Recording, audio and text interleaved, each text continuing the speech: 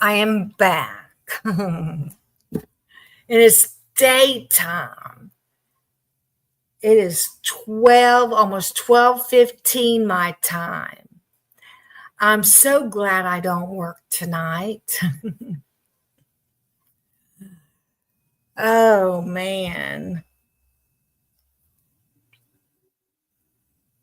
I don't know if you can tell I am live. Let me look through my phone.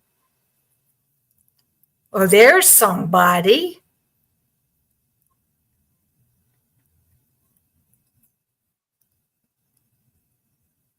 Hello. Whoever you are. There's two of you.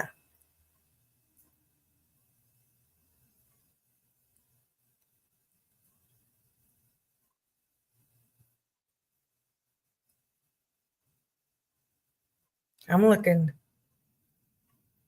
Okay, here we go. Yay, you're first. Hello, Raw Troyster. Troy Troyster. I can't talk. I tell you what.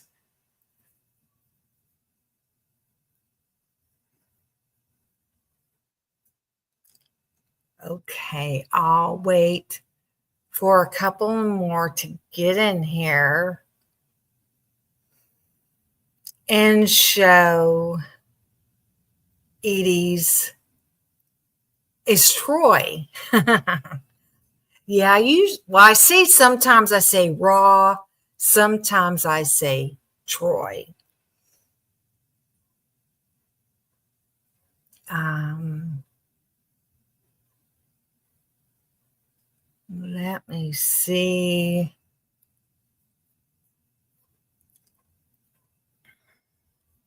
I still have been Jeff's back. Hello, Jeff. I still have been wondering about whether I should show that video where we all have to have an open mind, where Mag Bitter Truth is what he's called.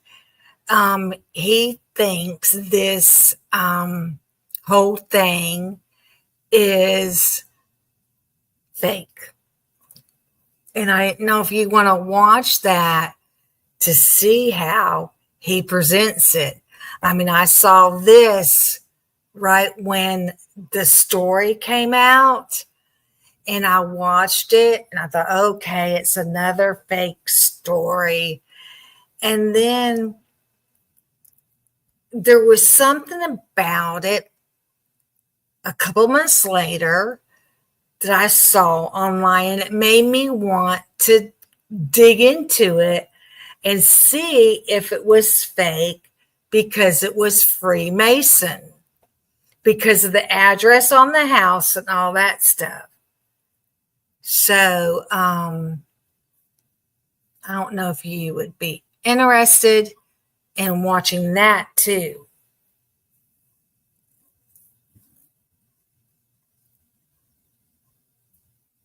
I don't know if it would make anyone mad or anything like that.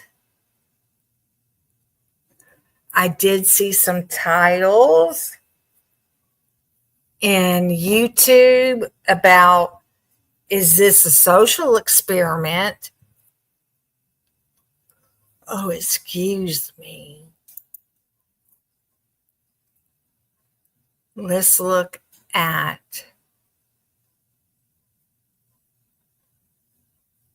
YouTube.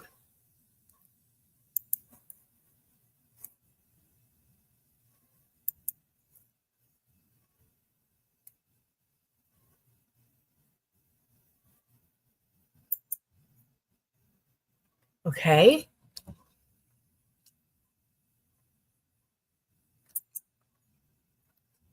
Okay. There you are, Edie. Um, my history.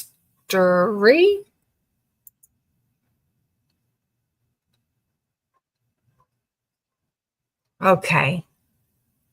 The police was called on Halloween. KG on OnlyFans. Interesting.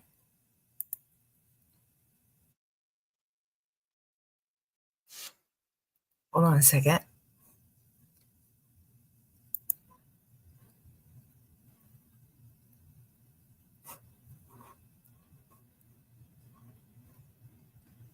Okay. Oh, that's right. Rita.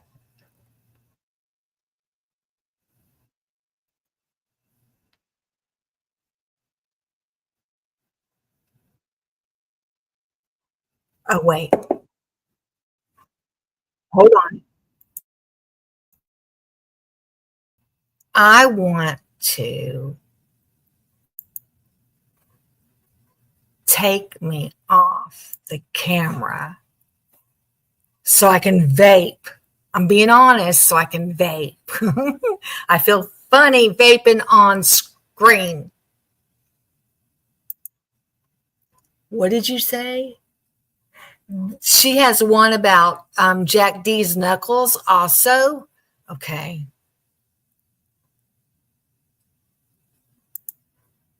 Okay, let me see. I haven't watched Huda a lot lately. I used to watch her in the beginning a lot when we were with Tommy because Tommy liked Huda. I thought you said bake, not vape. Baking goes along with waking up, and what do they say when you wake up in the morning? Something about it has something to do with smoke a pot.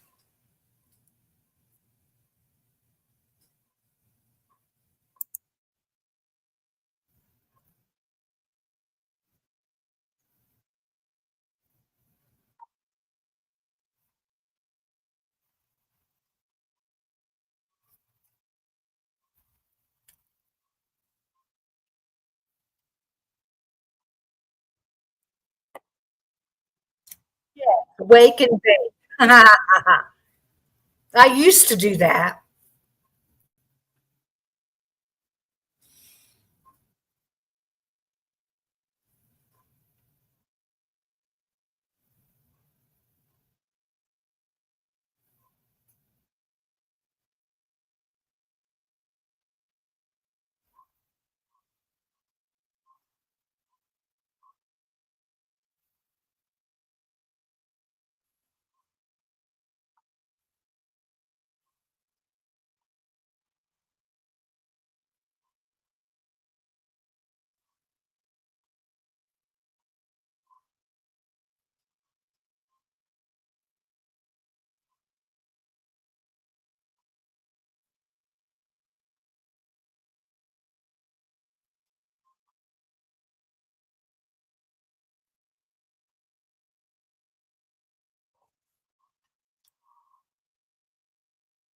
So even Huda says they were not in the sororities no more.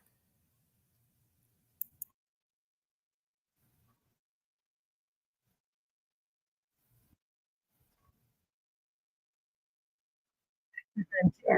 I promise I used to. Right. I'm not saying I won't never do it again.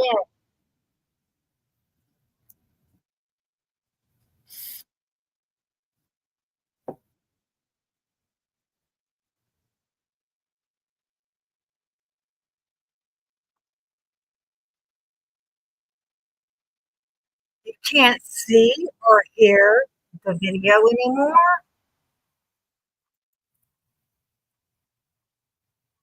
Video anymore. Video anymore. I hear me. Video anymore. Video anymore. I hear me. Okay, let me see. Oh, I know what I probably didn't do. Okay, let me see. Oh, I know what I probably didn't do. Okay. Oh, StreamYard gets on my nerves. Oh, StreamYard gets on my nerves. Oh, StreamYard gets on my nerves. It made me repeat. Why am I repeating? Oh, StreamYard gets on my nerves. It made me repeat. Why am I repeating? Okay, here we are. Okay,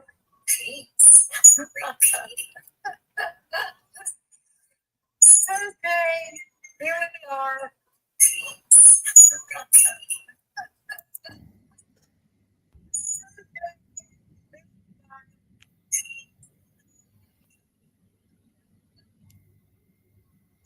Welcome back to my mental health and crime channel. This is a case of the Ida Fool. This is all my thoughts, my speculations, and my opinions only. May the victims rest in peace. This is a new interview from Connor, his channel. Shout out to Connor. He does some excellent work getting the interviews, and we appreciate him. Please give him a like and subscribe. This interview is of Katie's best friend. Her name is Bianca Perez. She's best friends with Katie. It's a very interesting interview. She knows Maddie well. She knows Zana a bit. I don't think she knows or fancies the surviving roommates. So let's start from here. I'm not sure, but I think she goes to the same sorority as Kaylee used to attend. Isn't it interesting that Maddie, Kaylee, Zana were former sorority girls, and Ethan was on a timeout from the Sigma Chi. So none of the four were attending the Greek life except the parties and such things. So she's going to be talking first about Katie, then a bit about Katie, Zana, Maddie. She'll talk a bit about the house, 1122 King Road. She'll talk about their personalities, the behavior patterns, different things. But she starts off with Kaylee. Norm to drink excessively when it wasn't so much that. It was more, all right, we won the game, or whatever, and we had a rager. Was that a normal thing, though, to kind of drink excessively, drink to the point of incapacitation, put it that way? No, she really never drank that much. Like, Kaylee, we would have to convince her to go out most days. Like, I'd text her, like, hey, I haven't seen you in forever, you should come. Convince her to go out most days. Like, I'd text her, like, hey, I haven't seen you in forever, you should come. Like, or just like things like that. I know she would go to the bars every once in a while, but she wasn't like an avid, like, everyday drinker, like maybe like a glass of wine or two, but she was never like blacked out to the point where she like can't remember things or like can't take care of herself. She was very careful. How about some of the roommates? Some of them were. I mean, it's just like, I guess like Xana was very much like that. At least last year she was. I think now that she was dating Ethan, she kind of like calmed down because they would like take care of each other. But I know Xana definitely drank a lot. Maddie was kind of the same as Kaylee, not very often. Probably because of her. I mean, I guess if you're doing like a long distance relationship, I don't think that her boyfriend would be happy with her doing that all the time. That's a good point. Yeah, so I mean, yeah, I think I didn't really know that very much, so I can't speak for them, but I know that. The culture there, they're all roommates. Yeah. Is it because our underclassmen? Is that why they are so much? Okay. I feel like, well, I mean, Xana was too. And yeah, I guess so. They were all good friends. It's just like everyone kind of like does their thing. Like I know at least at my apartment too, my roommates, like my friends say I will drink and our other roommates will stay home. It's just like kind of just the vibe, I guess. Okay. Friends, but yet not Yeah, like, type. yeah, not like attached to the hip. Like I feel Kaylee and Maddie were, but yeah. Okay. When we go into personality, behaviors, and attitudes, the first question is describe Kaylee's personality. And this is what I've already read this, Mhm. but in prep for talking to you about it. What you're seeing here is a common thread. I mean, it really is just Yeah. very, very good person. Yeah. Person that everyone should have as a friend, Mhm. you know, and how about the other people in the house too? How would you describe their personalities? Let's start with Madison, Maddie. I mean, I never really like talked to Maddie a lot, but I know she was really funny and also very outgoing and talkative to other people. She's also really pretty. Her and Kaylee were basically the same. Xana was very outgoing and like very funny as well. She was everywhere. Like literally everyone knew Xana. But I don't know, I got to know them very well. That was kind of, she was like, she scared me. She was very like, she has like the RBF. If you know what that is, resting Rest bitch. in face. Yes, she has the RBF, which I was just, I don't know. She seemed nice, but I just never really talked A to little her. bit socially awkward, or just Not like socially awkward, just kind of like, I feel like she might have been just a little bit shy and used her RBF as like a protection mechanism in a way. Okay. Yeah. just way to keep people maybe at arm's length or something. Yeah. Like that. Who were some of her best friends?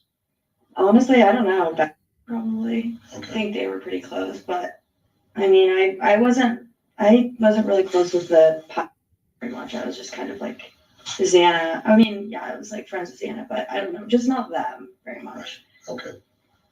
So she's describing the victims and the roommates of 1122 King Road.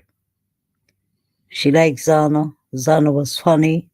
Zana was a party person, she said, especially in 2021 until she met Ethan, and then she calmed down.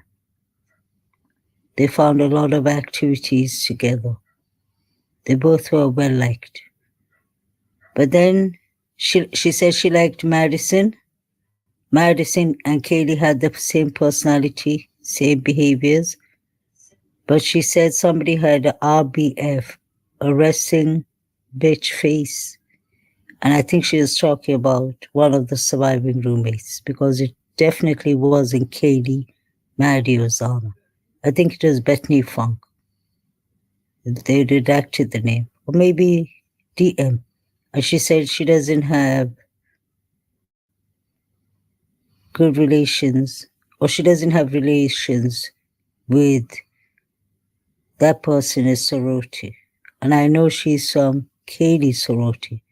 So she's definitely talking about DM or BF. It's very interesting that she says that Kaylee is not a party person.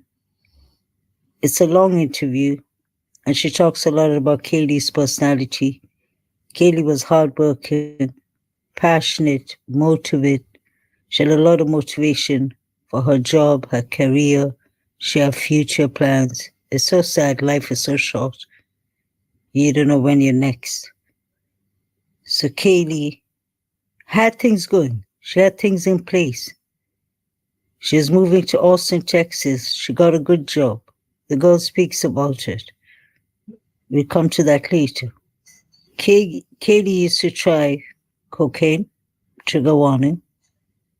Not every time, but I think as a party drug or rug.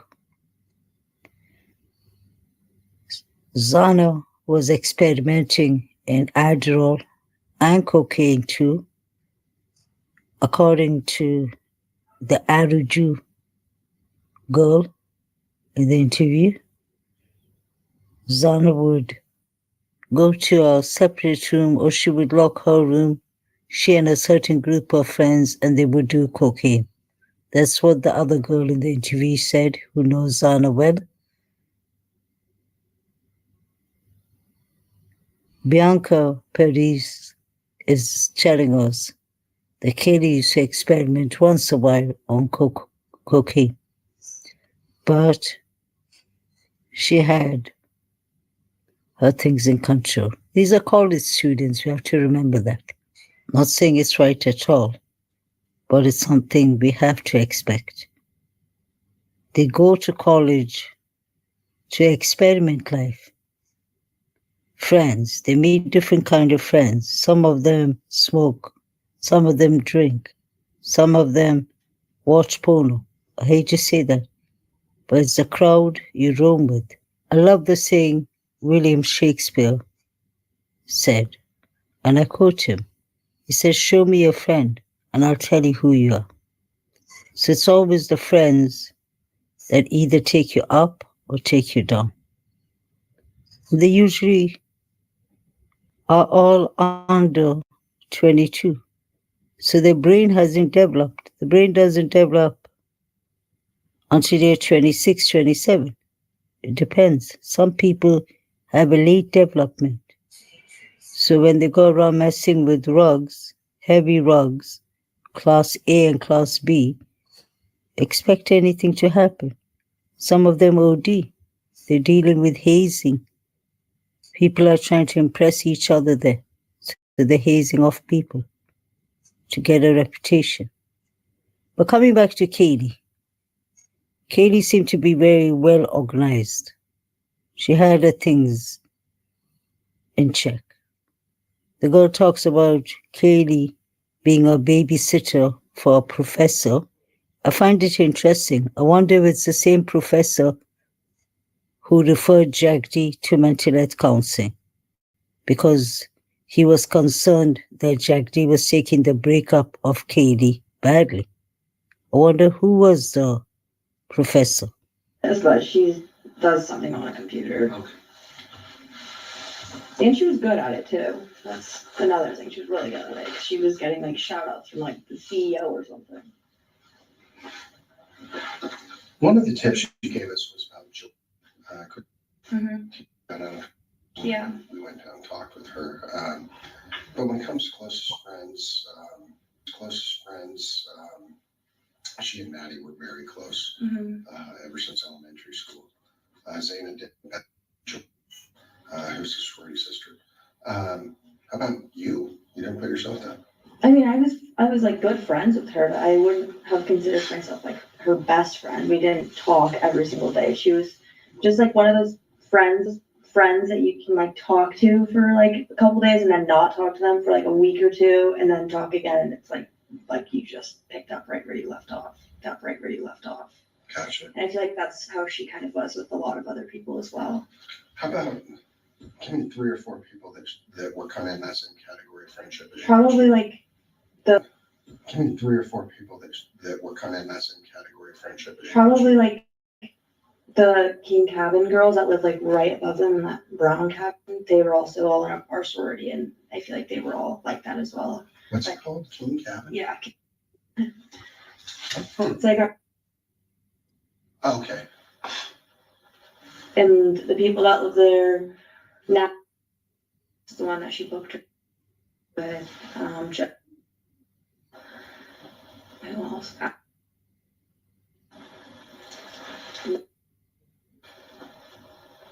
Okay.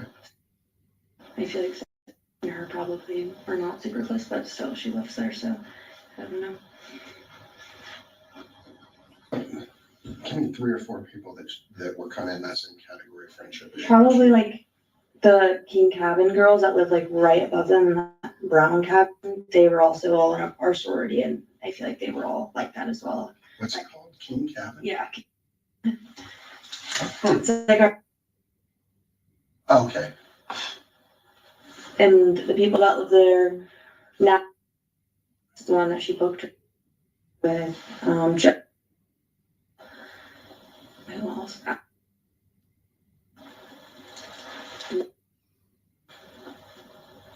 Okay. I feel like her probably are not super close, but still she lives there, so I don't know.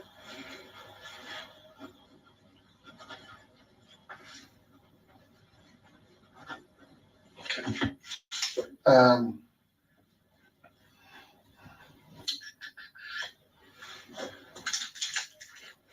Don't know any changes to her kind of circle of friends recently. Any additions to her school friends?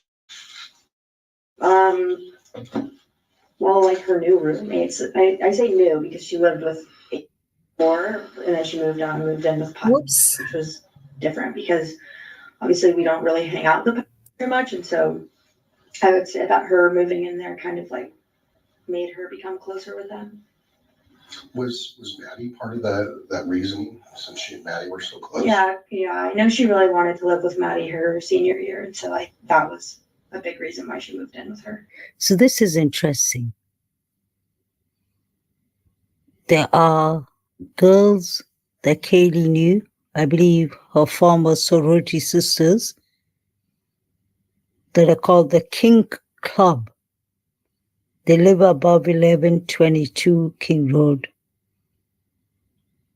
in a cabin house. I think she said brown cabin house. She said that Kaylee knows them well.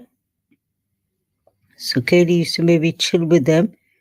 She doesn't mention which girl, but it sounded like Kaylee's not get along with one of the girls in the King cabin. And I really wonder if Liz Katovich and Molly Gray lived in the King Club. Find this to be interesting. What do you think? Fears, discomforts, Not really, no. conflict with anyone? Mm-mm. Not contagious. I'm actually much better than I was last time. You're fine. Romantic relationships. Mhm.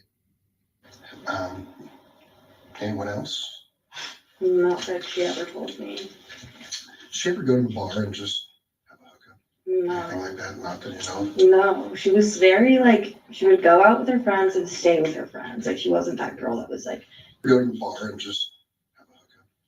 Anything no. like that? Not that you know. No, she was very like, she would go out with her friends and stay with her friends. Like she wasn't that girl that was like going around talking to every guy and like trying to find someone, she was very to herself. I guess it makes sense to me because she was dating Jack for so long. And so like, it's hard to get out of that, I guess. I don't know. That's a good way to put it. Anything? No, don't think so. Okay. Her reputation. Very unproblematic. Yes. Unconfrontational, known for being kind, and a fun person. Very consistent, by the way, with what other people have told me. So I don't think I have anything more on that. Her interaction with strangers. This is a good one. Outgoing, even though she's a little slightly shy or unsure. Mm-hmm. To me, it's a hypothetical, but maybe you've seen it. If a stranger just walked up to her on the street, let's say she's going to her favorite food truck Mhm. or favorite coffee shop, and a stranger walks up to her and starts talking to her, how would she respond?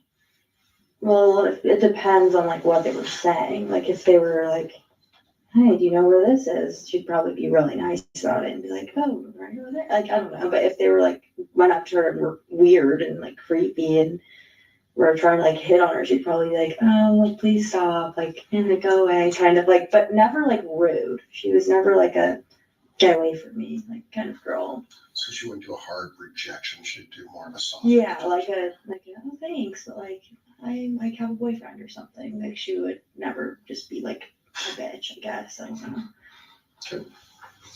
I'd like to end on this note because I'm still doing this interview. I just have to break down the interview. It may be 3-4 parts because I believe it's a important interview, although it's long. I want you all to listen to this part properly. So this is not the first time she's spoken to the detective. He's going back through what she spoke with the FBI about, I believe. So listen to this question he asks her next. It's a bit confusing, because it's like I feel like he gave her a jab. He just put it out there while he's reading the notes. So this is something she's been asked before. Had OnlyFans or sugar babies or anything else. You know, she worked for a coffee shop, pardon me, in Coeur d'Alene. Do you remember which coffee shop it was? Not, I know she worked at Duck for a little bit, but then she started working for a smaller one, but I like have a boyfriend or something, like she would never just be like a bitch, I guess, I don't know. It's fair. I was laughing until you put it. It's fair. Yeah.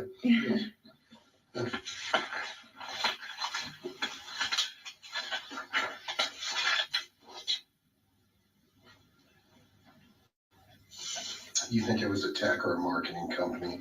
I'm not 100% sure that she was working with. Unsure if she was had OnlyFans or sugar babies or anything else. So the officer says, unsure if she had OnlyFans or sugar babies or anything else.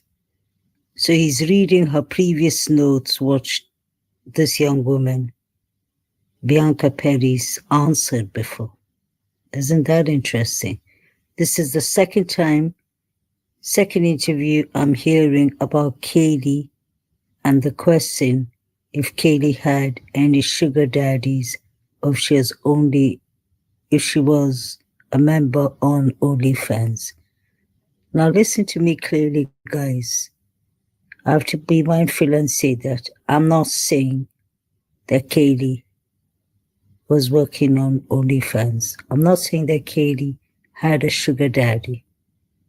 Yes, I'm a bit concerned about how Kaylee was getting so much money, and I'll be talking about that soon.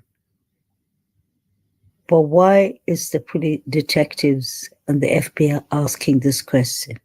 There has to be a reason that they want to know if Kaylee had a sugar daddy or sugar daddies, and if Kaylee was in OnlyFans. This is the same thing that Pete Aligoroya said in his interview to the police. He said, I think Kaylee worked on OnlyFans or she had a sugar daddy and she must have not sent the pictures or something she promised. He said, I'm speculating. So he said the person got angry and came and deleted her and the others. He said to check the cameras on the installed cameras inside the cars, inside the vehicles, like Kaylee's new vehicle, because it's parked in front of the house.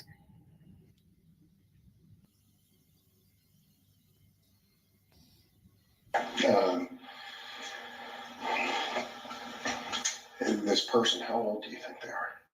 This suspect. I don't know why this is coming to my brain right now, but 23, 24, 25. I don't know why. I don't know. Well, let's break that down. I kind of actually have a theory. Okay. I think that, I don't know if this is real or not, but I think that Kaylee, I have a theory that Kaylee had like an OnlyFans or something, or she had a sugar daddy or something. One of those pay sites. Yeah, and she wasn't, how does, kind of know, do you know how they work? Like she's supposed to send something or something and they pay or whatever. I think that she didn't send something, or something along those lines, and they got mad and took, I don't freaking know. You kind of get what I'm saying though. I do, but you know, where did you draw the line? $10, $20, $100, 1,000, million. I don't know.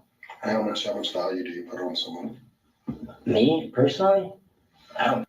And she will actually have a theory. Okay. I think that, I don't know if this is real or not, but I think that Kaylee, I have a theory that Kaylee had like an OnlyFans or something, or she had a sugar daddy or something. One of those pay sites. Yeah, and I have a theory that Kaylee had like an OnlyFans or something, or she had a sugar daddy or something. One of those pay sites. Yeah, and she wasn't. How does you know kind of know? Do you know how they work? Like she's supposed to send something or something, and they pay or whatever. I think that she didn't send something, or something along those lines, and they got mad and took. I don't freaking know. You kind of get what I'm saying, though. I do. You know, where do you draw the line? $10, $20, $100, 1,000, million. I don't know. How much value do you put on someone? Me personally, I think a person's invaluable. A life is invaluable. I mean, you can't put a price on life. Right, but that's using our own upbringing, Yeah, our own I don't know. values and morals. I mean, if there's somebody sick the sick person that did this, I would say that that price wouldn't really matter. Sure. Yeah. I like to pick brains of young men like yourself and whatnot. Your parents are probably even a little older. What's that? I'm the same age as your parents, Oh, yeah. maybe even a little older. So things have changed so much in the last 20 years with social media and other things of that nature that I just like to kind of get an insight into your brain a little bit and why you're thinking the things that you think, because maybe that'll help us to identify, current values and norms versus abnormal, because things do change. We trend as a society, and there's different values placed on different things. So what else can you tell me? What else? I mean, even if it's just something, a hunch, hypothesis, wild. One of the reasons I think the whole OnlyFans thing or whatever is because she had that brand new Range Rover. Like, how did she buy that if she bought it? I don't know if her parents helped her with that or whatnot. That's kind of another reason why I think that, because Range Rovers are expensive. They are. But I don't know. That's another thing. I don't know. How was So that was very interesting. Pete repeated it twice. He believes that Kaylee either had sugar daddies or she had an OnlyFans account. We know that she had that when she was 15, 16 years old. The question is, did she and Maddie open the OnlyFans when they're 15 and 16 years old? And maybe they never used it again. We don't know.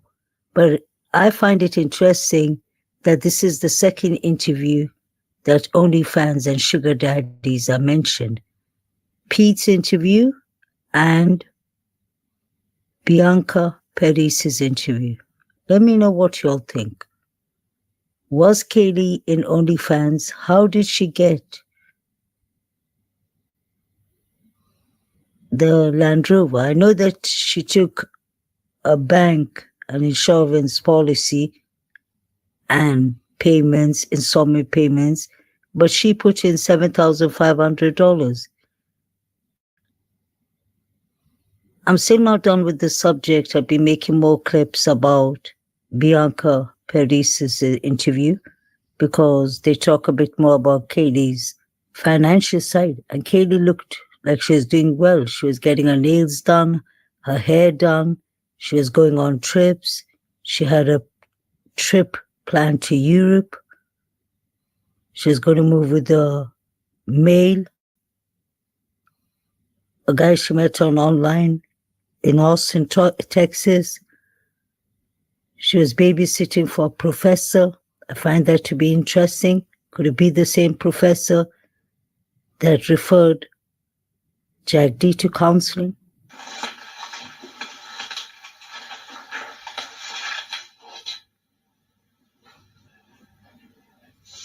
you think it was a tech or a marketing company?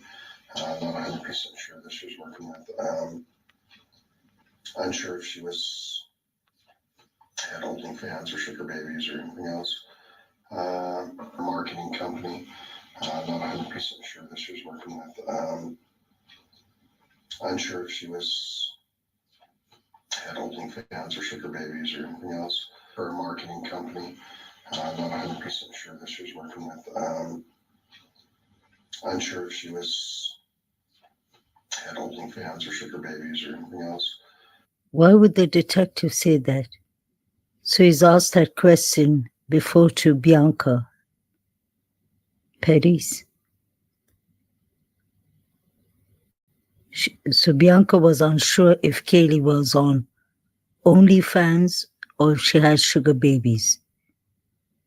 But Pete believes, that's his theory, that Kaylee had sugar daddies and OnlyFans, and since she did not send the pictures or something, and the person lashed out and got angry. Anything is possible.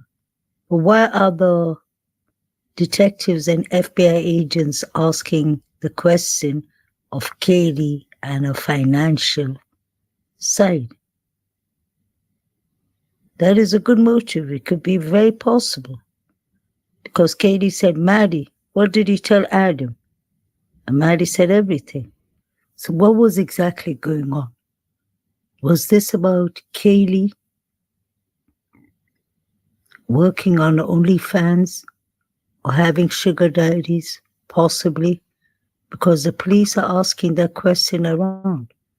And Pete Allegoria said that it was his theory, that Kaylee must have not sent the pictures or whatever she promised, and the person must have got upset and aggressive. It's just a theory, and Peter Allegoria said that he believes the theory because Kaylee had this Range Rover. He doesn't know if her mother and father if her family gave her money for it. But we know that in the beginning of this case, 3 to 4 years ago, we spoke about this. Kaylee got half of the mortgage from the bank, installment payments, but she funded upfront $7,500. How did she get that? I know she's working in a coffee shop and all, but that was too much money. And plus, Bianca Perez talks about Kaylee getting her nails done. Bianca used to do Kaylee's eyelashes. So Kaylee had money. Follow the money. Money is always the motive. Was this about Kaylee's vehicle, her new vehicle, her lifestyle? Did she change? She wasn't flashing around money, but people pay attention and watch without you even knowing. Let me know what you think. Please like, share, and subscribe. So Kaylee, let's talk about the stalker. Let's talk about sugar daddies and OnlyFans. Were they just college girls having fun? Or were they getting a separate, extra income from OnlyFans? Pete said that Kaylee could have been on OnlyFans and Kaylee could have sugar daddies and she may not have sent the pictures she promised.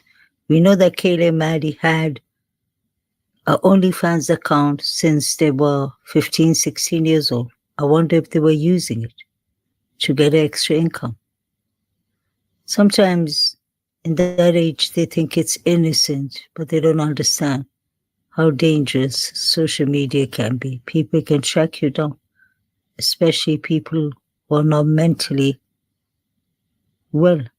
Even if they're not on OnlyFans, just the fact that these pictures are on social media can create stalkers, peeping toms, and worse. They were young girls. But this case should be a case study so that young girls learn from these 4 victims to be careful what they put up on social media, in my opinion. I believe Kaylee was one of the main targets. I don't believe it was Maddie. I believe there was one target on the 2nd floor and one on the 3rd floor. Somebody called Kaylee back that night, besides DM asking her to be a +1. And the only night, weekend, Kaylee came back, all 4 of them were unalived. There's something there. Definitely. I wonder if the professor Kaylee was babysitting for is the same professor that referred Jagdi to mental health counseling and was concerned for him. Let me know what you think. Please like, share, and subscribe.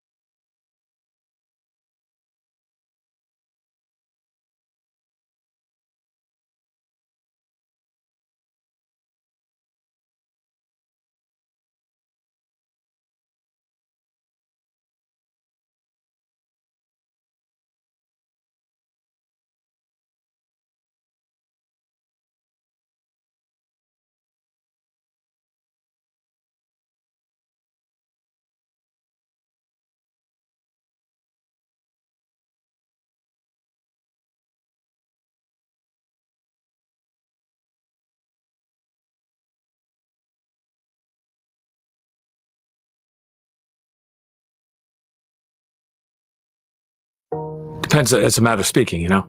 They'll go pretty well for.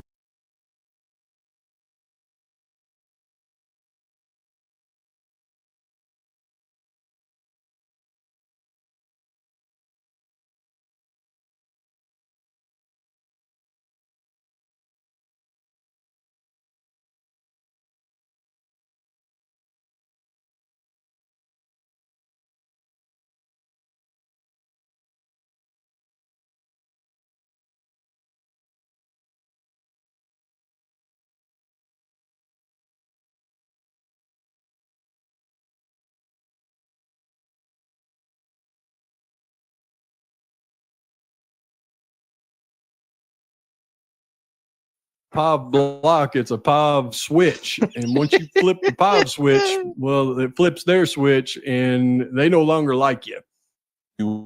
A public service announcement. Now, what I will say is, if this isn't relative or relevant to you, and I'm talking about other content creators, then you've got nothing to worry about. But if it is relevant to you, then over the next few weeks, there are going to be people who are going to look incredibly stupid. Because I'm tired, and in fact, I've completely lost patience with content creators who are lying to their communities. Years up. Where they throw the POV switch body. You flip the POV switch, well, it flips their switch, and they no longer like you. Believe me. POV block, it's a POV switch. POV block, it's a POV switch. Where they throw the POV switch bodies. Whole squad looking like sin, mortal body on my conscience. Everywhere. Where they throw the POV switch. Ladies and gentlemen, thank you. Listen to Pavarotti. Can I be your superhero? Hello, welcome to The Revealing. I'm your host, Pavarotti. I'm losing my voice here. And I'm here to discuss, kind of the Idaho 4 case. Blows my freaking mind. I'm not even getting mad at folks anymore. I'm just having fun with this now. You know, I can tell you for a long time, I've had this person out there that's absolutely has, PDS, POV derangement syndrome. I bring her up every now and again just because I think it's hilarious. Every chat, every way you can imagine. She has been after POV for so many years, made up so much bull crap about POV, but now I just watch my guy Harsh, who I hadn't said anything to Harsh since he made that video about me, and I just responded. I hadn't said anything to him, but I just watched him go insane in his video. He's going to expose, you're being lied to. I was like, I wonder who he's talking about. And then I look into the description of his video, and he's got little links in there. So I click on the link, and it's all Lucy Morningstar's work trying to debunk Farley being the one that called in to Special Agent Ryan O'Neal on the 23rd. And I'm like, okay, well, this is cool. She's got a lot of work she's done here. So I started clicking on it and going through the work. And I'll leave you the same link in the description so you can go through and look at it as well. And I went, man, wait a minute. She's going through doing all this work trying to debunk me, and it doesn't even match up at all. This is the work that Harsh is going to be just working on to expose who's lying to you. Well, let me show you what I found in her work. What she's done a ton of work. If she would just, work to try to solve the case versus try to debunk Pob, maybe we would, have more people getting further in this thing, I'd guess. But let's listen to what old Harsh has to say. And yeah, he's talking about old Pob because he's got it in the link of his video description. Thank you, Lucy Morningstar. A public service announcement. Now, what I will say is, if this isn't relative or relevant to you, and I'm talking about other content creators, then you've got nothing to worry about. But if it is relevant to you, then over the next few weeks, there are going to be people who are going to look incredibly stupid. Because I'm tired, and in fact, I've completely lost patience with content creators who are lying to their communities. So he puts this link up here for everybody to see so that you can go into the description of his video and find the link. Let's look. This is hilarious. I mean, it is hilarious. It's really hilarious how much time Lucy Morningstar has spent trying to debunk Farley. She's been trying to debunk Farley now for like 2 years. And I won't bring it up again, but like I've said in the past, Heather Fitzgerald, that's Lucy Morningstar, named herself after Satan for some reason, old Lucifer, son of the morning. But I will bring up the fact that the only time I've ever got a content strike was when I showed probably a 10-second clip of a Lucy Morningstar video. And when I got the content strike, it came in from Steve Gonzalez. So that means that Lucy had to give Steve Gonzalez the permission for him to content strike me. So it tells me that, Lucy and Steve Gonzalez they've been in bed together since the beginning, and they really hate the Farley issue. But look at this. She sent Harsh all this, and Harsh, he's about as good of an investigator as, Forrest Gump. But looky here. She's going through on this guy, Jesse Brebner, and he's arrested in Lewiston. All right, Lewiston, not in, November 23rd in Lewiston. November 23rd in Lewiston. Not in Spokane. He had a warrant in Washington for his arrest stemming from an assault, but she's going to try to attribute this to Farley. So hilarious, in my humble opinion. And when you go through this is actually kind of cute what she's done here. A lot of good hard work. If you spent this much time working on actually solving something versus debunking old Pob, Lucy, you would be in the Hall of Fame, I think, because you seem to be pretty good. Then as we go through here, the car accident, right? All right, now she's going to go back, and here's should tell you everything that the guy telling the story was telling the truth. She pulls up these stories about this fatal car accident on October 13th on the Lewiston Highway. Now, I've been all through these wrecks when I first seen it, trying to figure out who Mowich was, and my folks helped me figure that out. But she did a good job going through finding this accident on October 13th. Good job. Very good job. Now, where it gets a little bit interesting, though, where is it at? Okay, here's the supplemental narrative. Okay, so when you read the tip that came in that I highly suspect is Farley, with Special Agent Ryan O'Neal acknowledging this guy's a confidential informant, as you go through here and read, he talks about the accident. But what does he say?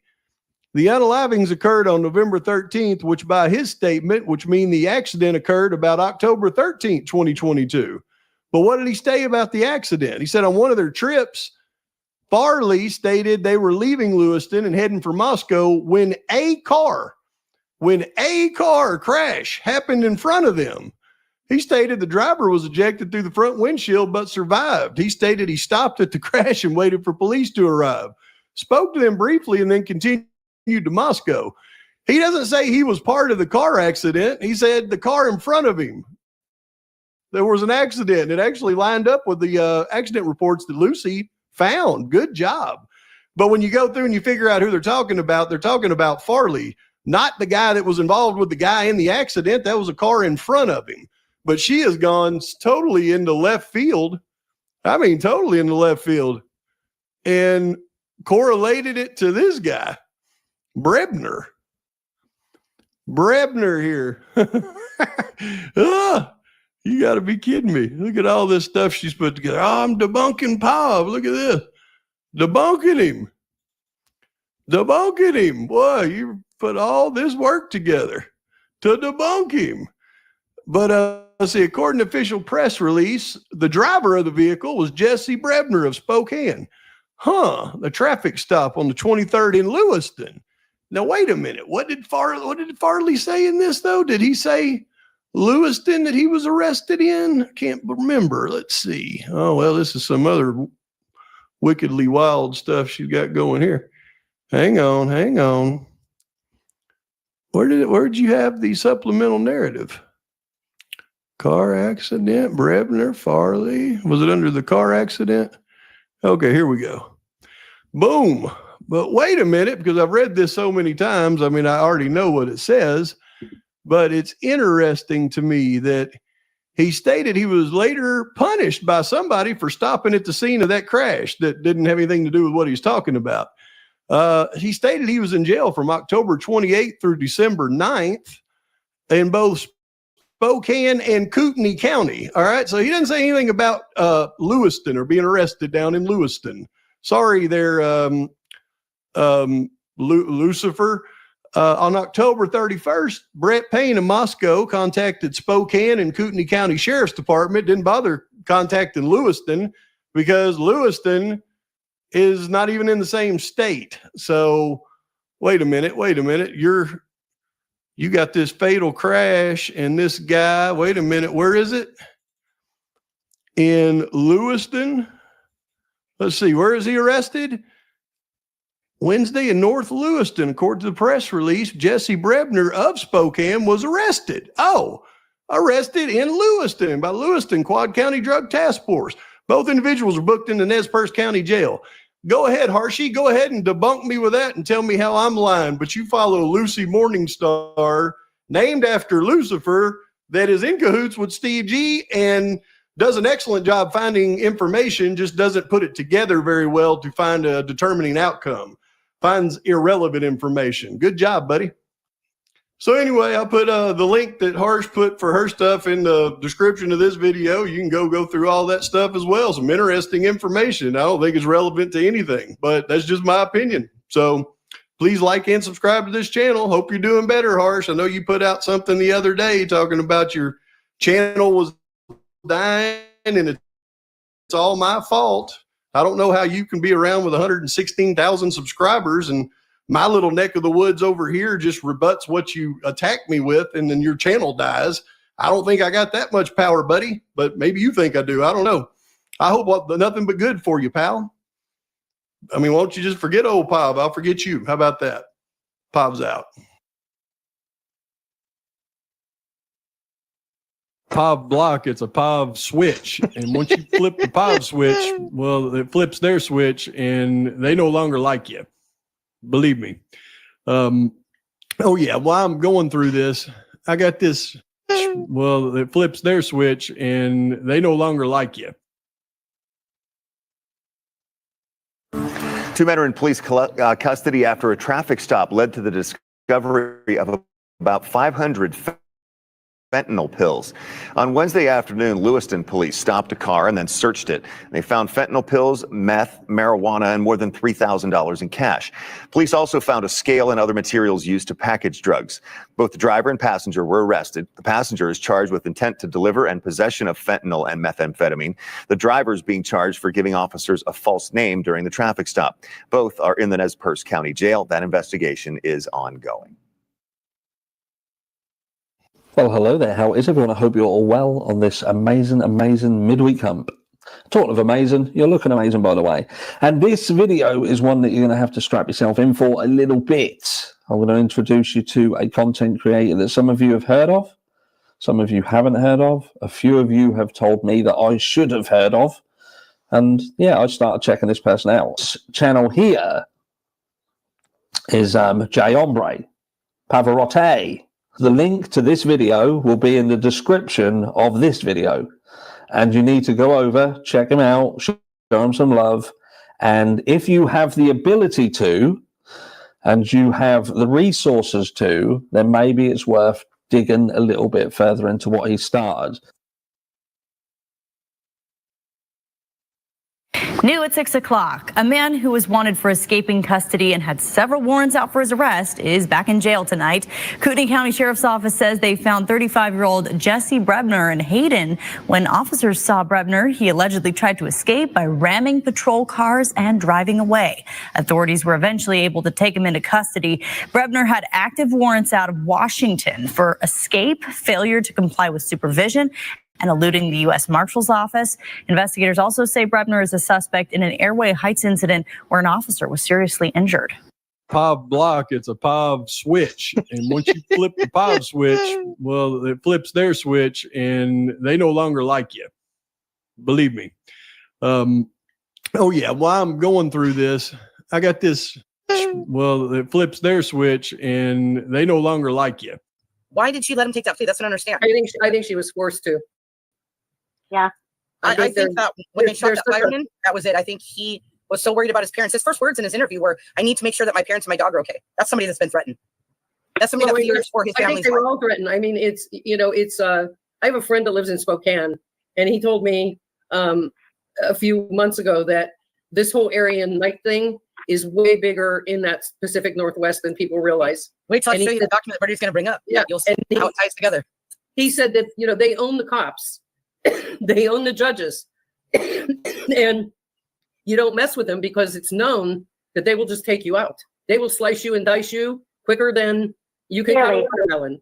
So, well, if your dad's a prosecuting attorney, if your dad's a prosecutor, you could pretty much not call the cops for 8 hours, right? Do you? Well, yeah, of course. And I think that there's an POV block, it's a POV switch. And once you flip the POV switch, well, it flips their switch and they no longer like you. Believe me. Oh, yeah, while I'm going through this, I got this. Well, it flips their switch and they no longer like you.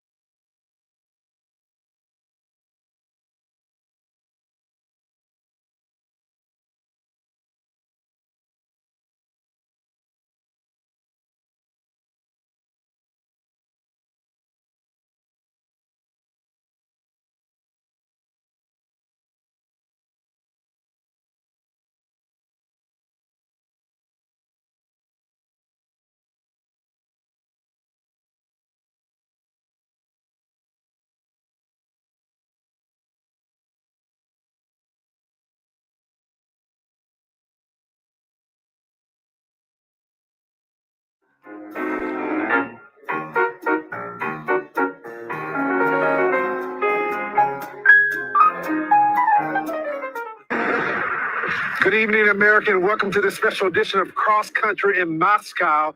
Idaho. Tonight, we are in front of the Moscow Police Department, and you may be asking why. It's been about 3 weeks since the horrific stabbing death of 4 college students at the University of Idaho. 3 weeks since we lost Zayna, Maddie, Kaylee, and Ethan. 3 weeks, and still the police have no suspect or person of interest. The community has been left in limbo, left with more confusion and more questions. We are on the hunt for answers for them. Moscow deserves answers. The students of the university deserve answers. These 4 young innocent victims deserve answers, and so do their families. So let's start there. Joining me now on set, the parents of Kaylee Gonzalez, Christy and Steve Gonzalez. Thank y'all so much for being with me. You guys have been so transparent and strong for the public. Christy, you called the person that did this the boogeyman. Yeah. What did you mean by that? It's literally like what nightmares are made of. Like when you're a little kid and you think of the boogeyman, that's just how I feel. Like that's just the horrific details of everything. Them just having a good time, going home and going to bed, and this happening to them. Your best friend crawling into bed. Just crawling in bed. Every and girl the in boogeyman America comes. knows what that's The like. boogeyman doesn't, meet you at McDonald's. I mean, the boogeyman comes and snatches you out of your bedroom. Steve, we've been talking. I've been talking to folks in the community.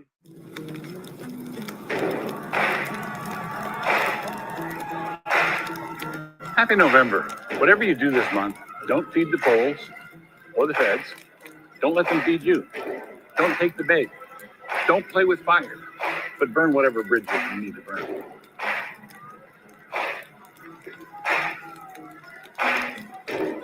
But because Steve was very vocal, I was getting information from Gigi, which is a well-known name amongst people who cover this case on YouTube. She had reached out to me to let me know that Steve was very dangerous, he cannot be trusted, and gave me some crazy rumor that was going around of what happened that night, which I did not use on my channel because I need to see some proof. Is this on other social medias like Reddit, which you have to take that with a grain of salt.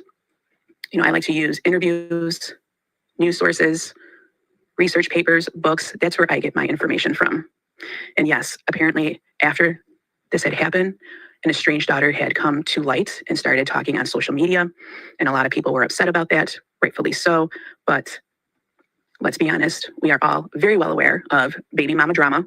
We don't know the situation. We don't know the dynamics. And to be fair, back in the 80s, they had the abandoned father syndrome because a lot of fathers would have babies with their partner and then just bounce, just dip, and didn't care. As time went, the status quo changed, and now have fathers be held accountable. And now it's getting a little zealous at times, and some fathers are taking that as a power and control. We're not going to get into that. That's something totally different, but I just want to bring that in to bring some context. So, since then, the Goncalves have flipped. They are now pushing the narrative. The thing about bridges is that every one of them is an invitation to people on the other side to come over and play. Yeah, as far as we, Yeah. according to what the coroner has said. Right. In terms of somebody getting into the house, they keep saying no sign of forced entry. Right. Do you think that this was somebody that was known to them? I think that that's kind of an impossible question. I think it's a very popular house. As a mother, I feel like they know him. I do. I've always felt that way. Nobody has told me that anyway. Just I have a just gut. feel like, Yeah. I mean, this is a college town. It's a small town. I feel that. I feel the girls knew this person. But we don't know that. Oh, yeah. Well, we don't. Yeah, we actually don't know that. That they knew the person, and I've always felt that way. I don't know why.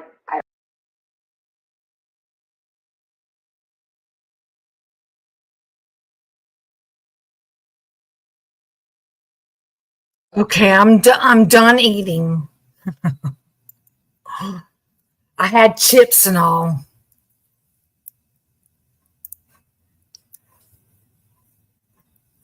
And like I said, she felt in the beginning that it was someone they knew.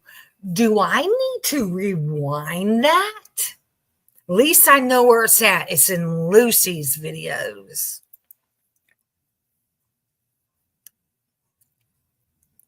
Here, let me rewind that so we can hear that just one more time. Me that anyway. Just I have a just gut. feel like, Yeah. I mean, this is a college town. It's a small town. I feel the girls knew this person. But we don't know that. Oh, yeah. Well, we don't. Yeah, we absolutely don't know that. I just feel it in my heart that they knew the person, and I've always felt that way. I don't know why, but I've always said they knew him. I just don't feel like this was like some rando just driving through Moscow, happened to stop by their house. I will say, they did have a keypad on their front door, and it was a very popular house. So I know for a fact that people who weren't necessarily roommates of the house did have that code. So no sign of forced entry doesn't necessarily mean that they were invited in. Some of those people might hate you. Some might just be simple or scared or naive. Some are enemies or trolls or federal agents who are best left under the bridge. Things that they did. Yeah, they Ubered out together. They only went to known locations that they had been before. Private driver. They had a private driver. I apologize. It was a private driver that they had actually used before, so they knew him. They had a relationship with this We knew him individual. as a family member, and he really helped us. Yeah. He turned us on to food truck stuff. Yeah, He's a great person. good people. And then we only went to like known locations with known people, traveled only together on well-lit, known streets to get food before taking a private ride from the same individual who would pick them up home to go eat after a night of drinking, being 21, Ubering out, Ubering home with your friend, They were totally and then going to bed. They were doing everything the way that you tell your kid to go. You Yeah. know, don't be two girls all by yourself. Have somebody there that can walk with you. Everything was perfect. Everything was good. Yeah. All the way up to when they went to bed and went to sleep. Yeah. And that I can't control. As a family, we can't control what happens when you go to sleep. Those are the ones who will try to steer and poison whatever you're doing if you let them come across. Every bridge could make you stronger, or it could destroy everything you want to defend and protect.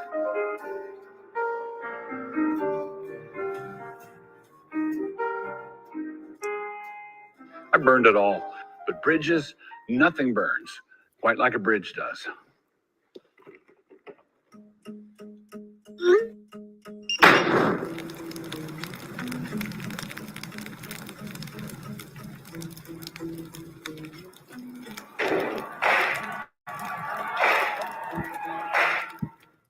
Kelly Gonzalez's parents speaking out, stating she was the target.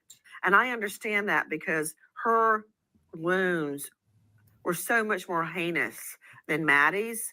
But according to this new bombshell theory, Nancy Maddie was in fact disgrace. the target. Hush. So we are learning from Howard Bloom's new book, When the Night Comes Falling, that there is blood evidence that Ethan Chapin jumped up and confronted Brian Kohberger to protect his sweetheart, Xana Kernodle.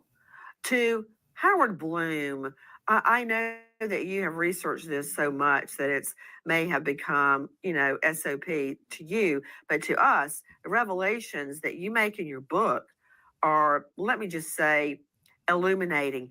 Tell me the facts that support your theory that Ethan was stabbed as he was trying to protect Xana, and that after he attacked Ethan, he goes and says, "Don't worry, I'm here to help you," to Xana, and then kills her. What facts support your theory? Ethan coming up to confront Kohberger was testimony that was made to the grand jury. There's also evidence in the coroner's report that was shared at the grand jury that he was killed with one massive cut to his neck that caught his jugular vein. has to Zaina speaking out, first saying there's someone here, and then the assailant saying, don't worry, I've come to help you. That's in the police documents. I think that's arguably one of the most chilling parts of this entire night. Perfect picture for this case, is it not? It's like, is this a dream? Is it an illusion?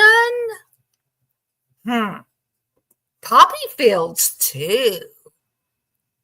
The suspect approaching Zaina and saying, don't worry, I've come to help you. I think that shows his maliciousness, his total commitment to the crime and to taking this victim and to making sure that anyone who encounters him is not going to live. Happy November. Whatever you do this month, don't feed the trolls or the feds. Don't let them feed you. Don't take the bait. Don't play with fire, but burn whatever bridges you need to burn. There's a whole bounty of evidence that has yet to come forward. And, one of the things I'm very interested in as a forensic science guy is that car. Because in my opinion, that car did not make it back to Idaho. More than likely, either working with Pennsylvania State Police or the FBI, that vehicle would have gone or has gone to an evidence processing location that has a garage, Jesse. And right now, they are taking this thing apart from stem to stern. Trust me on this. And they are going through that car because I have contended all along that this car, obviously it's going to have Kohberger's DNA in it. You would expect that to be there. But if they get in that car and they find any DNA that's associated with these poor kids that were slaughtered in that house, this is important. My contention has been is that car is a rolling crime scene in and of itself. And it has to be handled with kit Ha ha, Mr. Expert, you're wrong. gloves at this point. So they're going to take this thing apart piece by piece, and they're going to use every kind of technology that you can imagine on this thing, everything from alternative lighting to luminol or blue star or whatever they're using. They're going to take samples from all inside of this thing. The headliner's coming out, the seats are coming out, everything, the gear lever. They're going to take a look at the carpet, the substrata beneath the carpet, everything, because it doesn't matter how hard you try to clean one of these things, you are not going to escape what we're capable of doing in forensics and recovering molecular. Do you hear that, Jeff? Do you hear that, Jeff? Jeff, yeah, you're still here. Do you hear what your expert said? Nancy Grace's guest expert on her show. Did you hear that, Jeff? You want me to rewind it?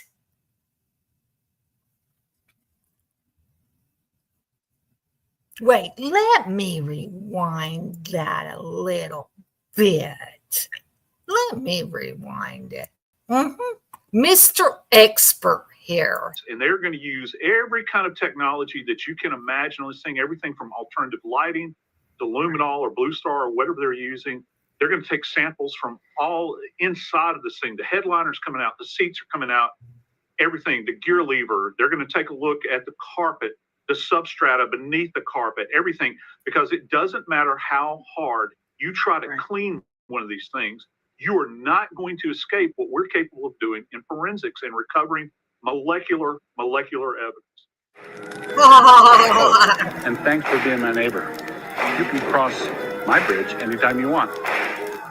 Unless you're a fed. Now, I do think Doug Wilson makes some good videos. When he acts out videos like this, he's pretty good. But that's all. That's all. That's all I can say. Good.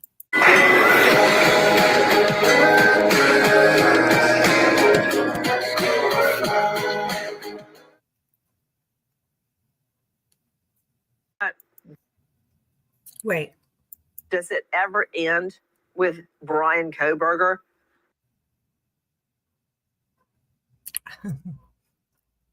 Oh, Miss Nancy Disgrace. I identify with Nancy Drew, not Nancy Disgrace, since my first name's Nancy. I identify with Nancy Drew.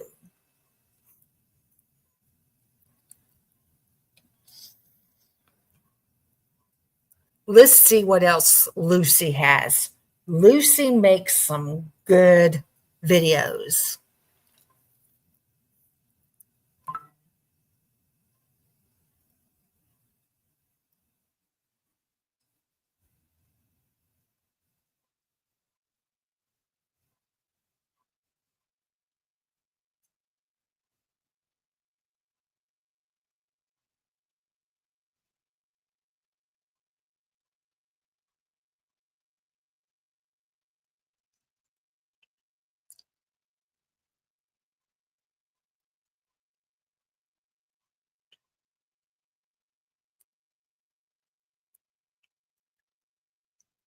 I like the little bit of longer videos.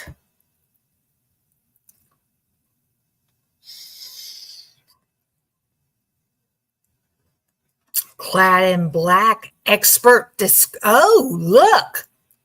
Doug Wilson's in there again. Let's see.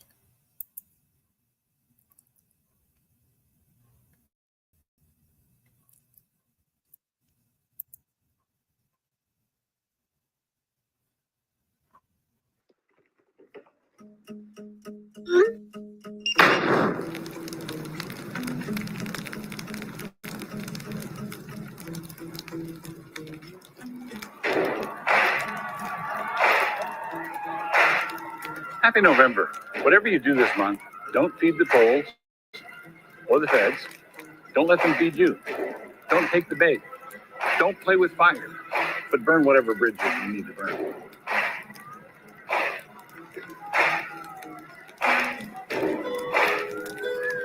Oh, and thanks for being my neighbor. You can cross my bridge anytime you want, unless you're a fed.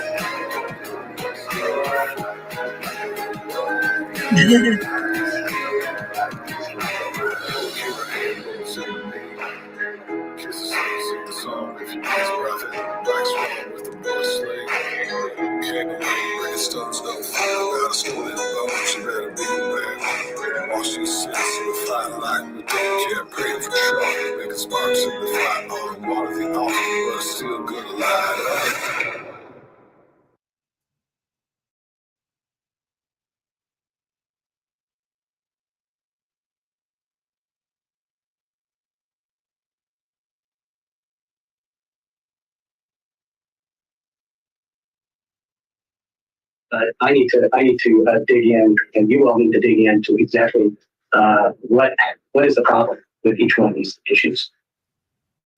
All right. So let's talk about the schedule. Okay, the state asked for this, some disclosures of witnesses, expert witnesses, exhibits by May 3rd. I don't think that's particularly practical at this moment. I know that you had, and I'm not looking at it right now. You got another idea about that, Ms. Taylor?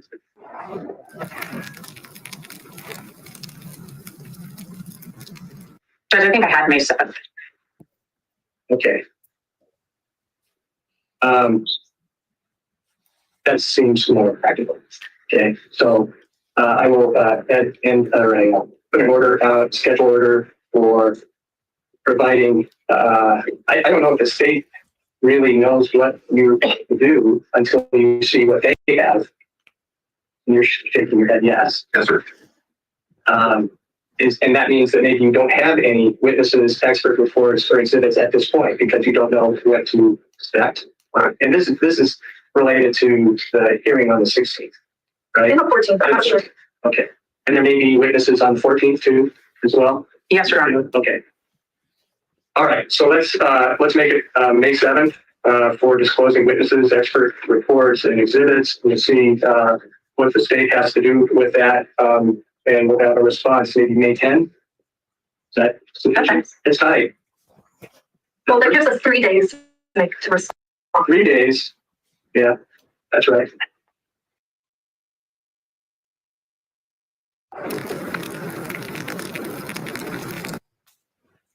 Well, May 10th is I don't know when I'm going to read all this stuff too, because it's 14th. So if I don't have it by the 10th, then you're saying the 13th. I guess I can do that the night of the 13th.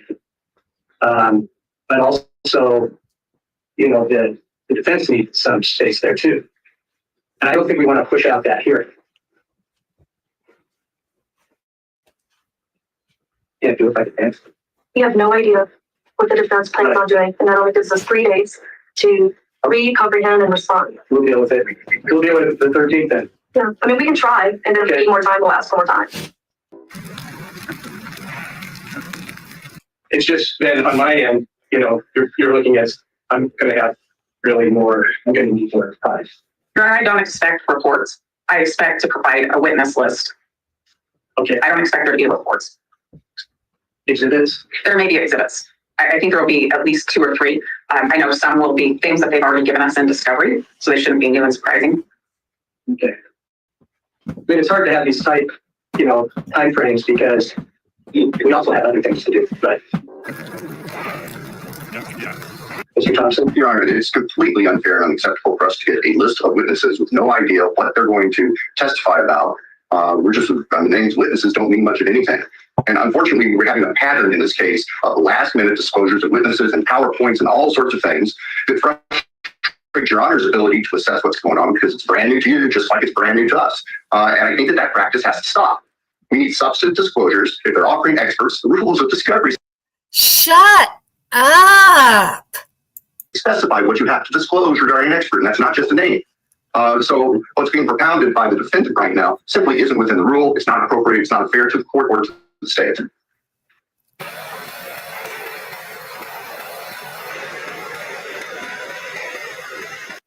Okay. Well, I mean, you don't have to have witnesses or exhibits, but you can have a response to say, well, this isn't fair, or whatever you want to say.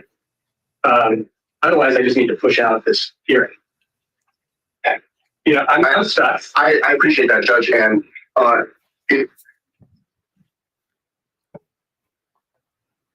guess we've said it before. It is more important to do it right than to do it quickly if we have to have a trade-off here. And that includes fairness to everybody involved, including the court. And I would prefer that this not be kicked off, but we're realizing that we're 2 weeks, essentially 2 weeks or less away from these hearings, that apparently there are going to be a number of witnesses that nobody but the defendant knows who they're going to. Your voice is bad as Nancy Disgrace. Shut up. And what they're going to try to say, and then we're expected to react in court. That's just simply not the way to operate an effective, efficient, fair process. Well, let's explore this. I mean, how many witnesses are you expecting to have? I'm expecting to have 2 on 16th. At this point in time, I'm not expecting either one of them to write a report. I expect a couple of exhibits. Some will be things from the protected materials that the court allowed us to have already. There will probably be 1 or 2 other exhibits, maybe 2 that the state hasn't seen before. I can provide those. I intend to provide those. On the hearing on the 14th, I think there may be 2 witnesses. On that hearing, 1 for sure, possibly a second. We haven't made that determination yet. If there is going to be any PowerPoint presentation, I will provide that to the state as well.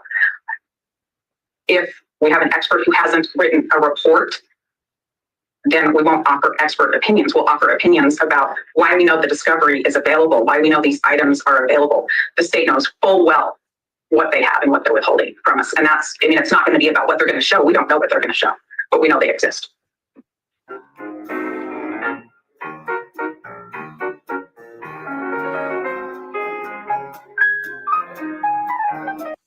Thank you. Well, I just want to have this hearing. I don't want to push it out. All I can say is do your best. I'll be fair about it. I'll give you more time to respond if you still have that time. That's kind of where we are. And I just want to keep going. I mean, we got to get through all this discovery stuff so that we can get ready for the trial. Well, and Judge, I do for the record need to clarify. That's because you don't have no evidence and you can't interview witnesses from the defense because you don't have evidence, Santa Claus.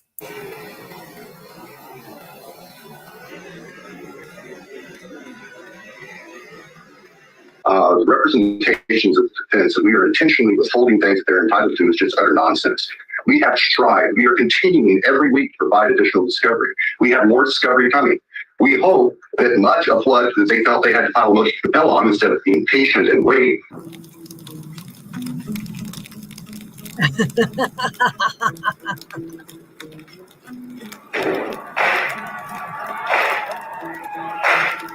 Happy November. Whatever you do this month, don't feed the trolls or the feds. Don't let them feed you. Don't take the bait.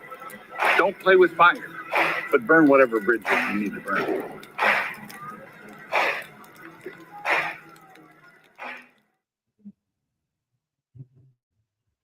Because our discovery deadline is in September. That we'll have and be able to make that available between now and the hearings on the 14th. And there may very well be little, if anything, we have to fight about. Your Honor also noted there are some things that we simply do not have the power to access. Little or nothing to fight about because you don't have evidence. You're scared. And we are trying, we have been trying consistently through cooperative efforts as well as following the process with the federal government. They have been good partners, but they have their own rules to work with. This isn't the motions for the subpoenas to Steakum isn't the first TUI process, and the court is aware. We've been pursuing TUI process for all types of information for months.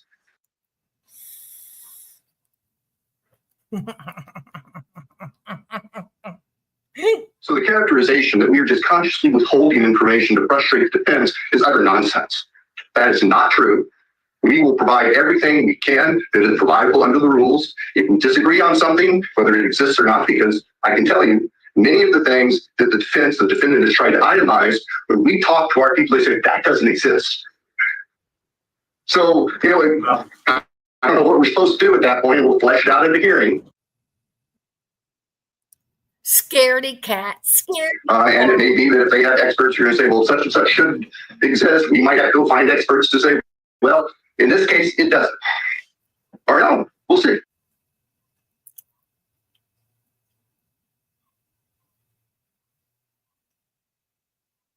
No.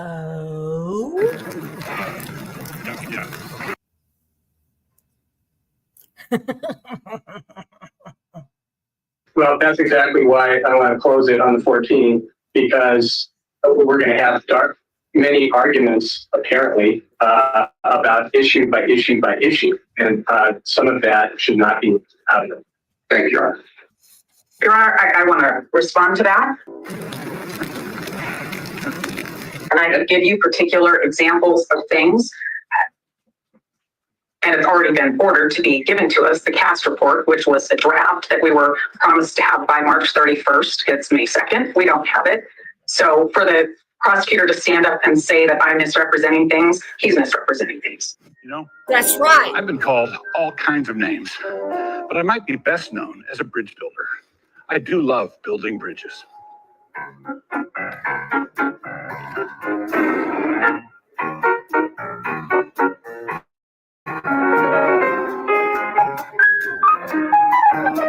The thing about bridges is that every one of them is an invitation to people on the other side to come over and play.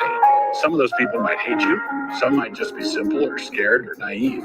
Some are enemies or trolls or federal agents who are best left under the bridge. Those are the ones who will try to steer and poison whatever you're doing if you let them come across. Every bridge could make you stronger, or it could destroy everything you want to defend.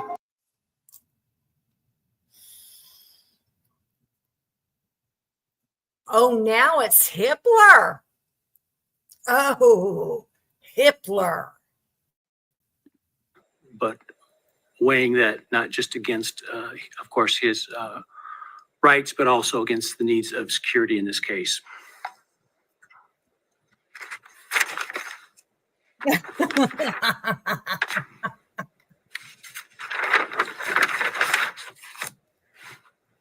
I do expect, as probably will come to no surprise to you, for you all to get along. I understand the stakes in this case are as high as they can possibly be in any case.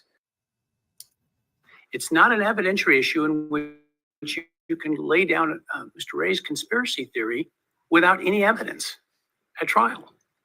Oh, poor But you are Ray. professionals. You have taken oaths, both as of officers within your jurisdictions, but also I as haven't attorneys yet, before this bar. Scully. So I expect at all times for you to remain civil to one another, that you not engage in personal attacks, ad hominem attacks, that you not engage in theatrics. It's not an evidentiary issue in which you can lay down Mr. Ray's conspiracy theory without any evidence at trial. Not misstate the facts or the law to the court. And that when you cite arguments in your briefs, if there is contradictory precedent, I expect to see that. I appreciate in advance what should go without saying that I've just said in terms of your responsibilities. But again, I just want to highlight that because I understand when the stakes are high, sometimes victory seems to be the objective when our first objective is to conform to the oaths that we've taken as members of the bar, as officers of this court.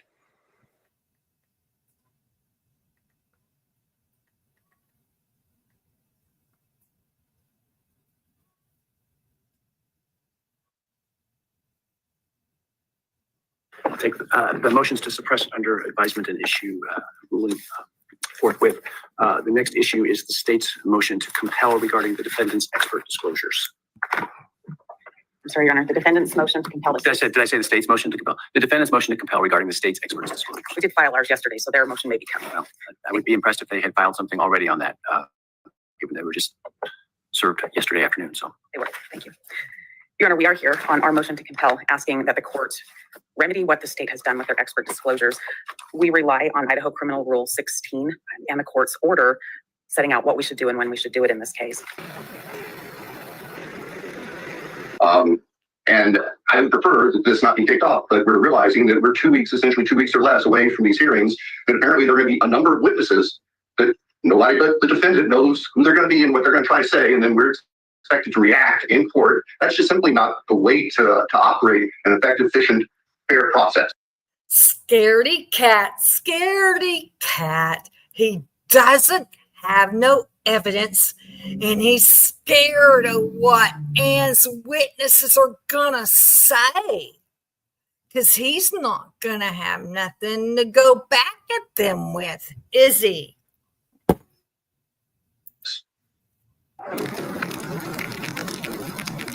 let me ask a question from a framework standpoint. I don't know what these folks are going to testify to at trial, specifically as it relates to what they've disclosed. The way expert disclosure issues usually works, I don't tell a party what you have to specifically disclose about your experts. You disclose about what you think you need to disclose. If you haven't disclosed it consistent with the rule and you try to offer it, there's a good chance it may not come into evidence. That's the general framework, so I'm a little, I guess, concerned about what appears to be you asking me to tell them what to say in their disclosures. The court brings up a really, really good point. Yeah, I And remember that, Liv. The remedy the court has, and one that we would hope and ask the court to I think issue that in this was case. I think when we filed the motion, Your Honor, we had a couple of disclosures that could appear to be Moscow. disclosures with wiggle words in them. Wiggle words are not going to save the lack of disclosure. I'll let the state know that right now. The fact that you say, well, you can talk about anything else doesn't mean he's going to get to talk about anything else. An abundance of caution, we were worried about those words. I appreciate what the court's saying, and I'm going to make this really short. The lists are problematic for us. There are 4 or 5 experts with lists. I understand what the court said. I like what the They court also said. have reports that they reference. Lab people do have reports. I understand those are their opinions. When we're talking about, and I'm going to specifically talk to you about their disclosure number 7. It's an FBI agent, Douglas. There's a list of financial records that he collected and looked at. Other than that, those records exist. There's not a report telling me what they mean to him at all. If he's limited to say, I collected these records, this is what we have. Well, I understand the state can correct me, is what I understand from the briefing is respect to that. I think that's the Amazon documents, correct? Those were some of those documents, Your Honor. There are a lot of others. Was his expertise was in extracting or reviewing the information and how those were sort of obtained electronically and then simply guiding through, well, this is a transaction on this date that does this, which is not necessarily expert testimony, it's simply testimony. No, but I believe it's a different expert that they have to do that does not have a report. Yet, Scully. But is that expert testimony?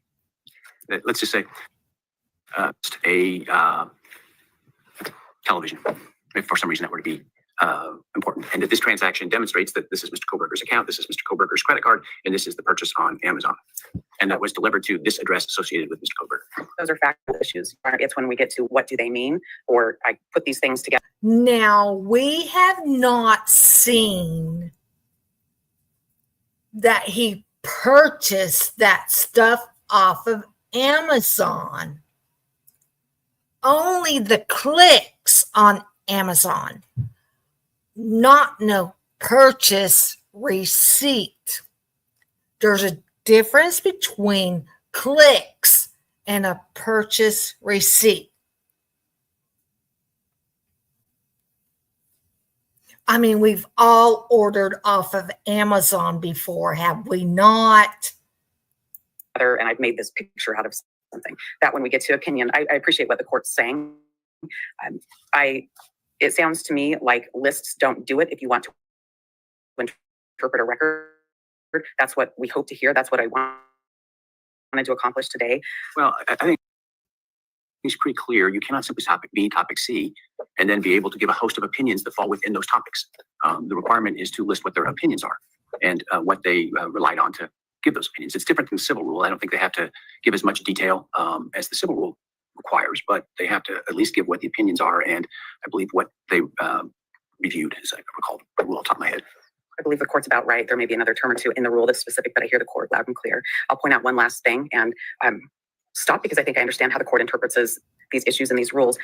When you look at page 9 of the state's objection to our motion, and in the second to last paragraph, they tell you that they will continue to supplement their expert responses based on later discovery or whatever they decide to use. That whatever they decide to use has me worried. So I wanted to bring that up. I appreciate the court saying the court's going to apply the court rules and the discovery rules and follow the case law, and that's all we want. Thank you. And so that I'm clear, as the state's approaching to talk about this, in terms of supplementation, it's allowed. It needs to be seasonable, which means it has to be not just whole cloth new experts, for example, without good cause showing me why that's necessary. It needs to be seasonable in the sense of the timing of it based upon when the information was received, when it was determined it was necessary to supplement. And then obviously we'll look at that in relation to what may prejudice the other side in terms of the timing of it. Certainly, I understand that. Their discovery deadline has come and gone. If something brand new happens, that would be a different issue. I would assume we would deal with that then. It's when I read whatever we decide to use, that's very, very broad. That's it. Thank you.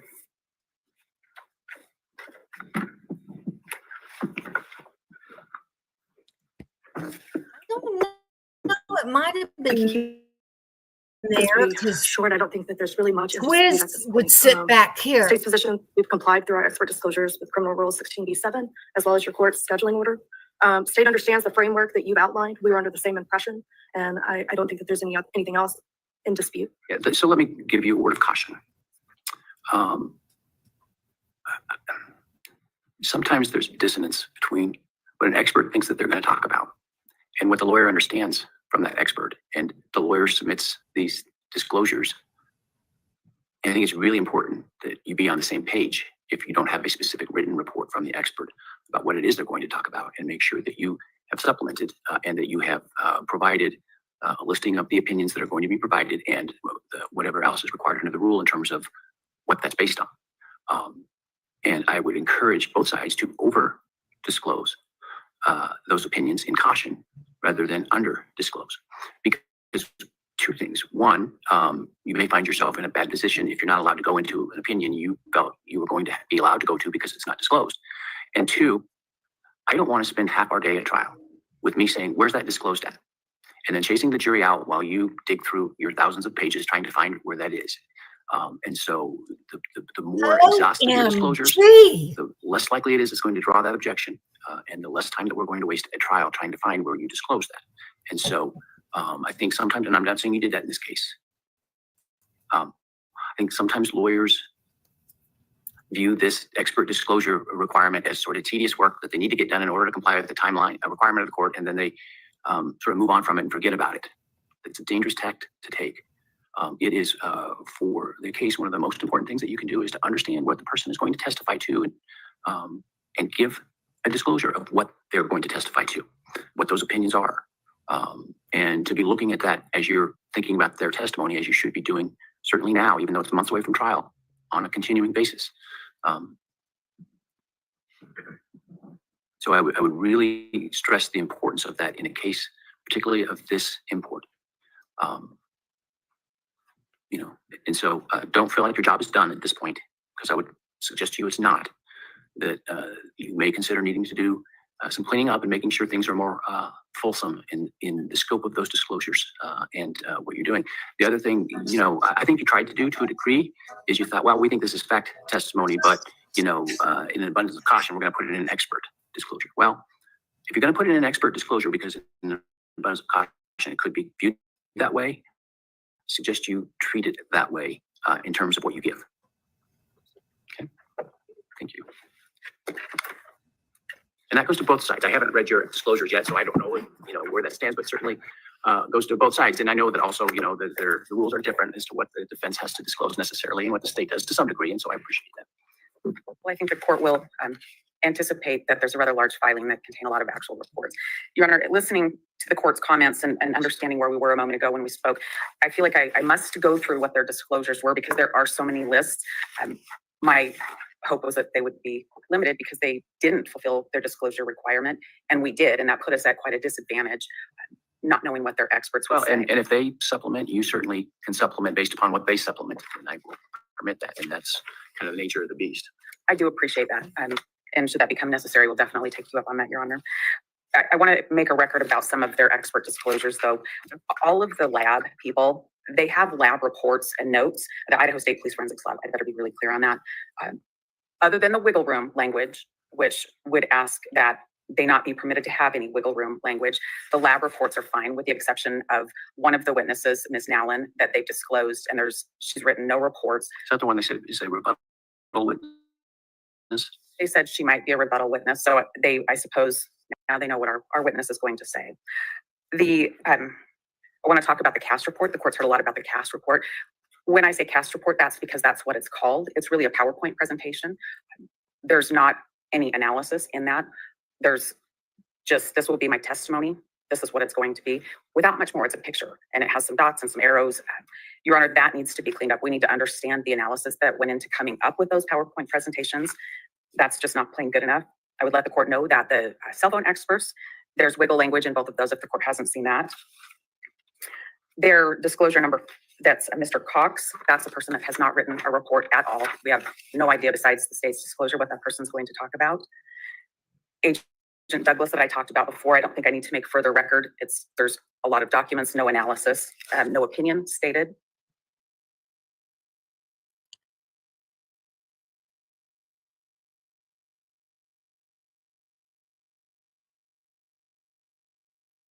And apparently there are going to be a number of witnesses that nobody but the defendant knows who they're going to be and what they're going to try to say, and then we're expected to react in court. That's just simply not the way to operate an effective, efficient, fair process.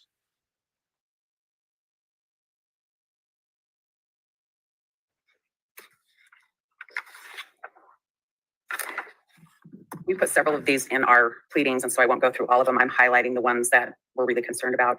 We have 3 that looked at digital data. The court should understand there's 60 some devices. There's digital data from third-party sources, and there are 3 people that are listed with just lists of things. It's Mallory, Tanzola, and Uri. They have lists of devices or social media accounts that they're going to talk about. That our expert told us would take 3 years to look at every bit of the data. So having no clue what's going to happen, I can envision exactly what the court's fear is when we get to jury trial, me wondering if this particular thing was ever disclosed. So I definitely needed to make a record of that.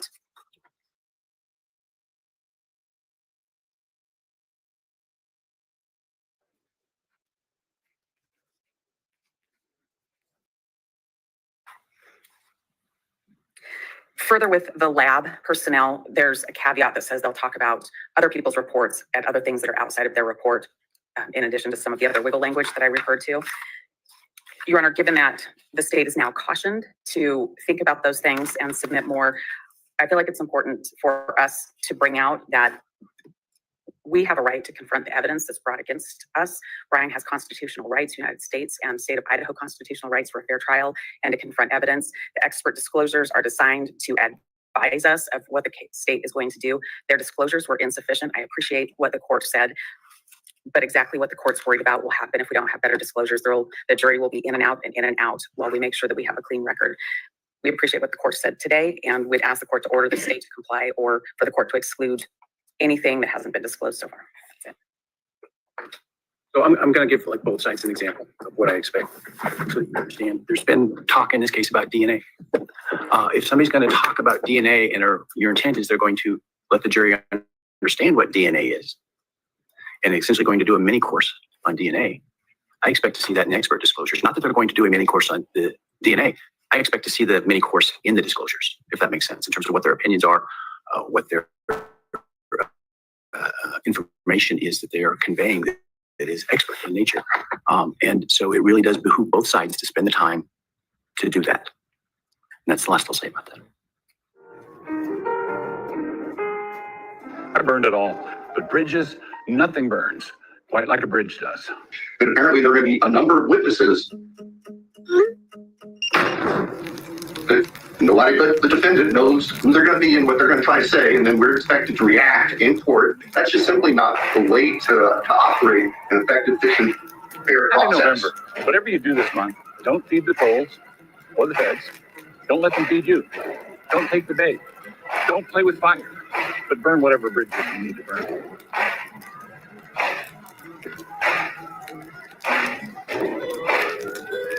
Oh, and thanks for being my neighbor. You can cross my bridge anytime you want. That's your effect.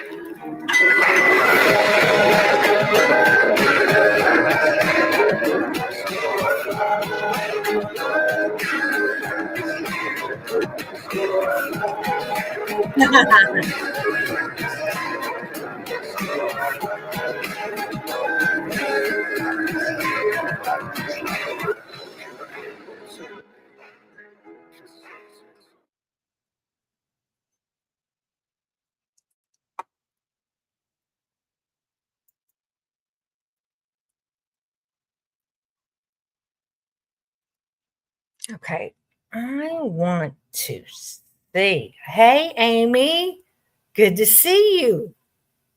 Okay, I want to see something here in my pictures. I thought I saw them earlier.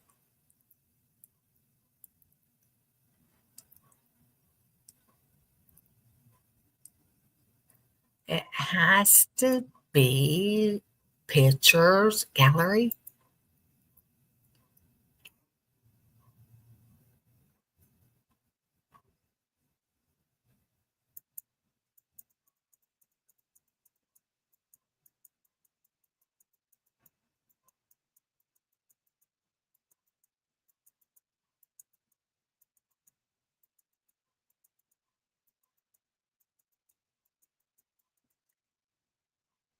Darn.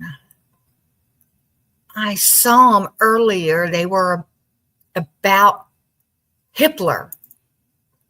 Some good pictures I have of Hitler. Maybe it was on my phone.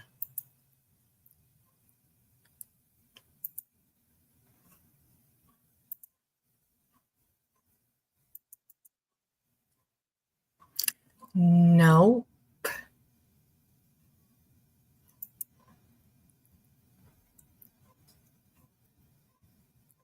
I don't know.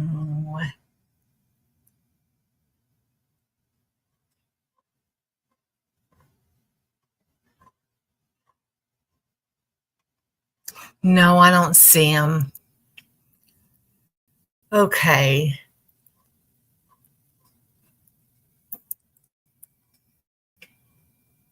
I'll find them. I bet they were probably on my phone.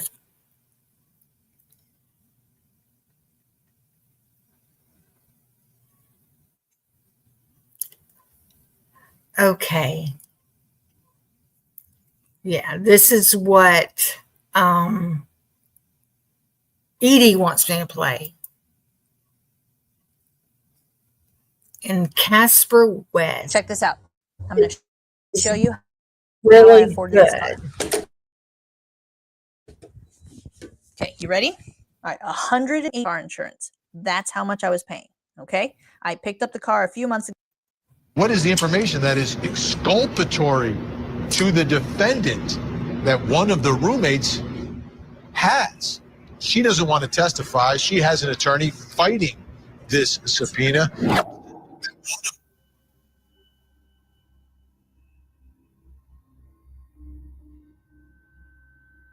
There's a lot of chatter about Kohberger's supposed guilt.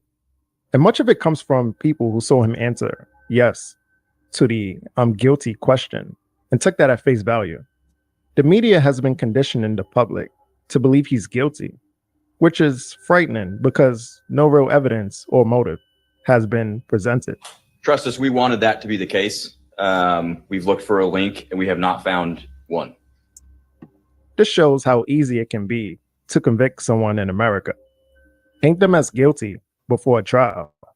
Have people recall a weird encounter, and suddenly you've got a conviction. Bryan Kohberger's childhood friend Thomas speaking to ABC News, describing the Idaho murder suspect as mean in high school, saying Bryan was eager to be seen as dominant. He would just put me in, he would grapple me and put me in headlocks and arm bars and stuff like that. That's exactly why the saying exists. A grand jury could indict a ham sandwich. It highlights how grand juries almost always side with prosecutors when deciding whether to bring charges. Alligator snapping turtle? Looking at the probable cause affidavit, there was essentially no solid reason to suspect Bryan Kohberger of this crime. With all the evidence I've been breaking down in these videos, if you still believe it's him, then you have been successfully brainwashed by legacy media. I'm Courtney Johns, and we began with breaking news about the University of Idaho murder suspect. We now have video of Indiana State Police pulling over Bryan Kohberger. Amanda Kingston. Bryan Kohberger and Bryan Kohberger. Bryan Kohberger. The evidence against Bryan Kohberger is extremely weak. That's why, during the entire gag order, everything was geared toward framing him as the suspect before the trial even began. In fact, before the trial date was even set, they were already planning to tear down the home. And around the same time, several police officers working on the case suddenly put in for retirement. That's strange, right? You'd expect them to take pride in solving what should be the biggest case of their careers. The gag order itself was another red flag. It wasn't about protecting the case. It was about silencing the public and stopping people from asking hard questions. Don't make me do it. I don't want to do it. He doesn't have to go up the steps. Their points of damage don't match. I'm just going to say it. It wasn't leaked to me. I earned that. I paid for that funeral. I paid for that. It's my right. You ain't taking that from me. Calm down. If you don't want to say nothing, that's your bet. But don't say I'm leaking anything. I paid that bill. Somebody isn't communicating. There's nothing being released. It seems like they're trying to suppress the story. And while the gag order was in effect, the media worked overtime to paint Kohlberger as guilty through books, news clips, documentaries, until the public became conditioned to believe that he must be the killer simply because of the constant exposure. But here's the reality. All of the so-called evidence is purely circumstantial. Then came the interviews with people labeled as friends. If you watched my earlier videos, you notice is a common tactic. Bring in voices close to the accused to make the public think, well, if even their friends believe they are guilty, then it must be true. Do you know is that Brian did have anger issues? You could tell there was some off about him. Very quiet, calculated about what he says. Actually very similar to how he walked into court, no different. Because even if you're not doing anything wrong, you're being watched and recorded. And the storage capability of these systems increases every year consistently by orders of magnitude. To where it's getting to the point you don't have to have done anything wrong. You simply have to eventually fall under suspicion from somebody, even by a wrong call. And then they can use the system to go back in time and scrutinize every decision you've ever made, every friend you've ever discussed something with, and attack you on that basis to sort of derive suspicion from an innocent life and paint anyone in the context of a wrongdoer. But did anyone stop to question who exactly these so-called friends were? That part is very suspicious. Although the crime happened in Idaho, the media went all the way back to Kohlberger's high school in Pennsylvania to dig up stories. That's strange, considering those were people he hadn't spoken to in years. The interviews themselves felt rehearsed. No photos with Kohlberger, no real proof of a genuine connection. Take one example. Jacobson presented as a friend of Kohlberger. Rather than participating in a proper interview, he conveniently meets a reporter at a random gas station just to declare how happy he is that justice was served. And this was all before a trial. Doesn't that seem staged? I used to go on night runs with him because, like, I didn't want to go running at night by myself. So I would text him like, "Hey, you want to go for a run?" We go for 6-7 mile runs at night. So like when I saw who it was, I was just in like complete shock. I'm still kind of like shaking knowing about that. Like it's just unreal to think somebody could actually do that to somebody. Like it's absolutely like mind-boggling. Like my adrenaline's still kind of running after finding the information out. So just I feel for the families, and I'm just happy justice can be served now. So. Meanwhile, the positive remarks that went against the narrative were largely ignored. For instance, Michelle Bolger, an associate professor at DeSales University, publicly praised Kohlberger. She described him as her best student, a brilliant writer, and someone she personally recommended to a PhD program, something she said she had only done twice in her 10 years of teaching. Her words were clear.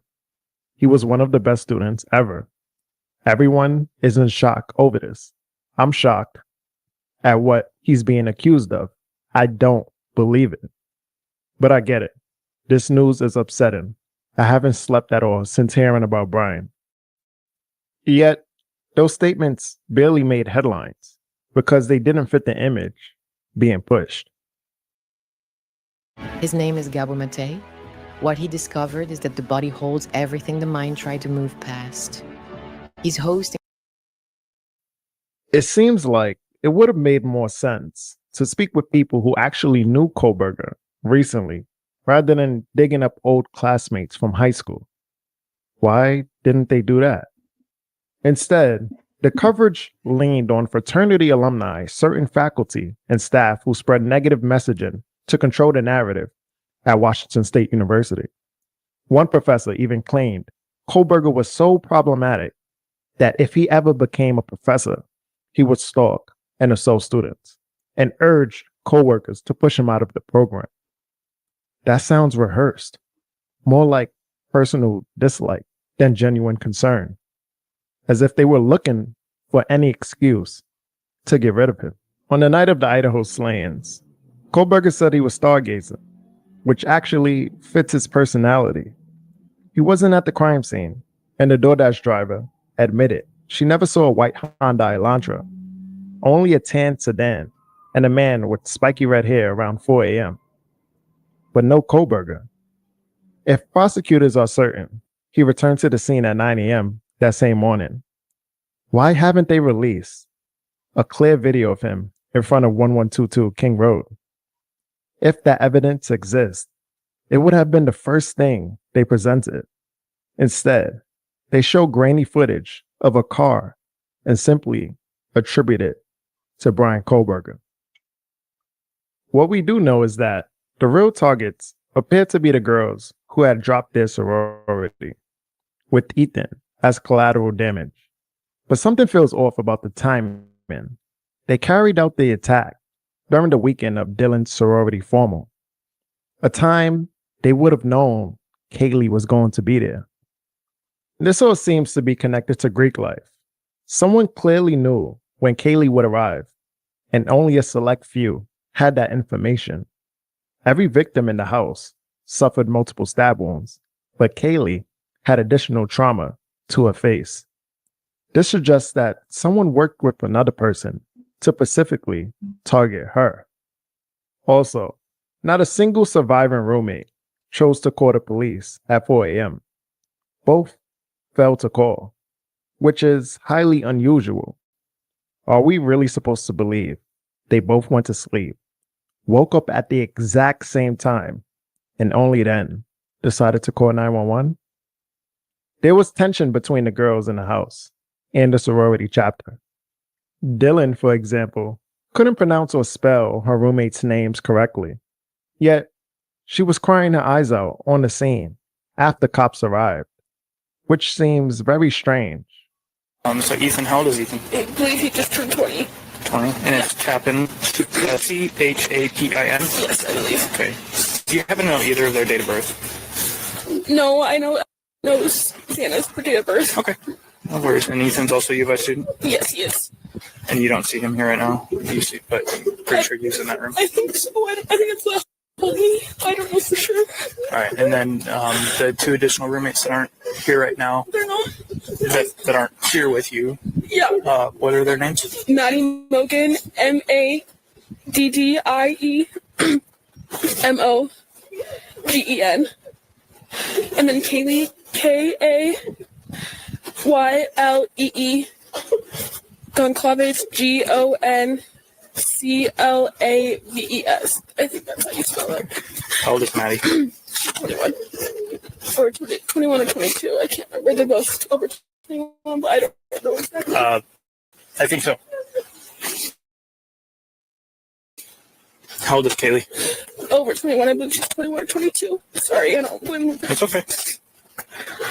You're doing great. I'm asking a lot of you, so I appreciate you. You're doing very well. My roommates were up, and we called all of them. They were not waking up, and so me and like, this is weird. So I called and to come over, and then that's when all this happened. Who all lives here with you? Me, that one right there. Okay. This is Santa. Hannah is the girl in there. Is the girl that lives this one? Yeah. Okay. How do you spell her name? XANA. Do you know if she has a middle name? Alexis, I think. Do you know what her last name is? Kernodal. K. I don't know how to spell it really. K. You know? RNODL. KAER. KER. NO. DLE. Okay. XANA. Okay. Ethan, who's in there, he doesn't actually live here, but he's here like almost all the time. There's a male that lives here, and he doesn't actually live here. He's in the room with Zana, I believe. He's in there right now. But he doesn't live here, but he's here a lot. And then there's Maddie, Mogen, and Kaylee up top. I don't know where they're at though. Maddie Mogen. Maddie Mogen and Maddie Mogen. Yeah. And who? Kaylee Goncalves. She's the girl that was talking about, Kaylee, who I just heard to go upstairs and run back downstairs. Tell Senator Ossoff to stop voting for higher taxes. John Ossoff voted for higher taxes on Social Security. Bethany expressed concern about going back home for Thanksgiving at the crime scene, even before realizing anyone had died. Was she worried about being held in a cell and missing Thanksgiving? Which is also a strange thing to ask during the crime scene. Okay. I'll tell you the same thing I told her. She was probably going to be talking to a lot of people, retelling the same story. So, Am I still allowed to go home soon for Thanksgiving? we can't hold you forever. Okay. So we'll cross that bridge when it gets there, and the detectives will work with you guys. Okay, the fact that we have a cop approaching Bethany and the first thing that she asks is if she can go home for Thanksgiving, right? Not asking questions about supposedly the roommates that you were supposedly trying to reach for 7 hours. You don't ask questions about these roommates. You ask about break and about going home. That's your priority. Bethany also had exculpatory information for Kohberger's defense. Yet, we never got to hear what she had to say. Notice how she never attended the memorial. Master's here, and I'm going to be reading 2 different letters, one from Dylan and one from Bethany. Or appeared in the courtroom. I'll be speaking on behalf of Bethany, and so, yeah, here it reads. My name is Bethany Funk. And yet, after this entire debacle, she was suddenly nominated as ATO's sweetheart. A pattern strikingly similar to what we saw with the Chapins.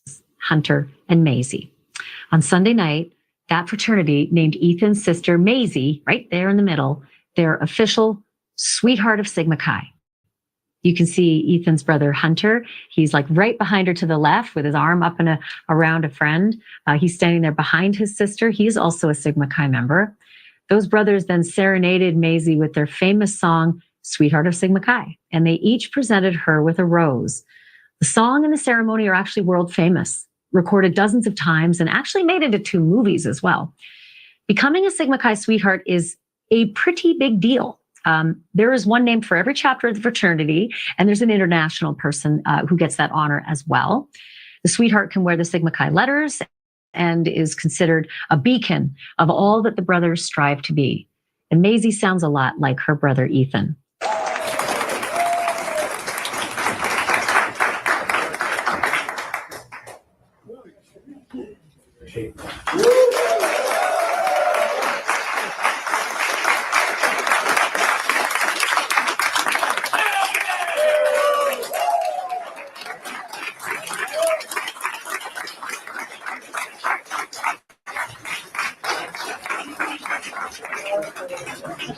They claimed to believe their friend had only passed out. Yet, when police arrived at the crime scene, they never once asked if their friend was okay. Dylan didn't think, if I'm calling Xana, maybe I should check on her since she's closer to my room. Also, according to her story, if she believed there was a man in the house, why would they just lock themselves in their room and go to bed? How could they be sure he wouldn't return? If they truly went to sleep, that suggests they must have felt safe enough to believe the man wasn't coming back. Either way, it doesn't make any sense. Officers also found a latent footprint at the scene.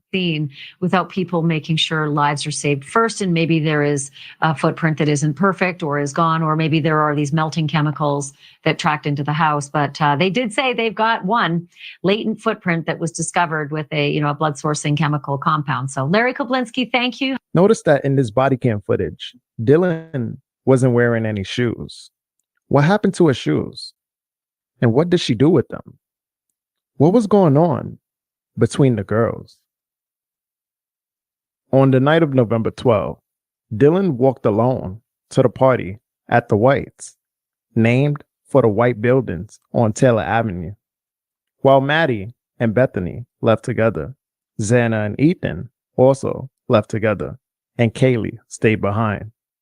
Only a few people knew Kaylee would be back in town, and those people were in the house. Reviewing Kaylee's Instagram shows another red flag. Almost every single picture was liked only by Maddie and Xana. Bethany and Dylan didn't even like photos of their own roommate, including the last photo in which Dylan and Bethany was tagged. Even after the slayings, they still haven't liked her final post. That seems far from a coincidence. There was clearly turmoil in that house.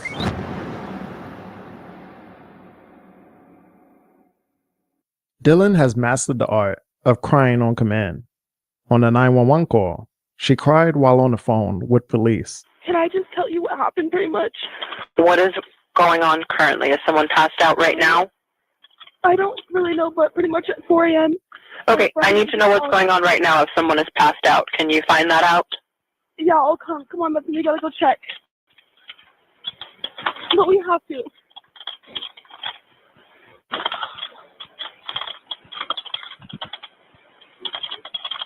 Is she passed out?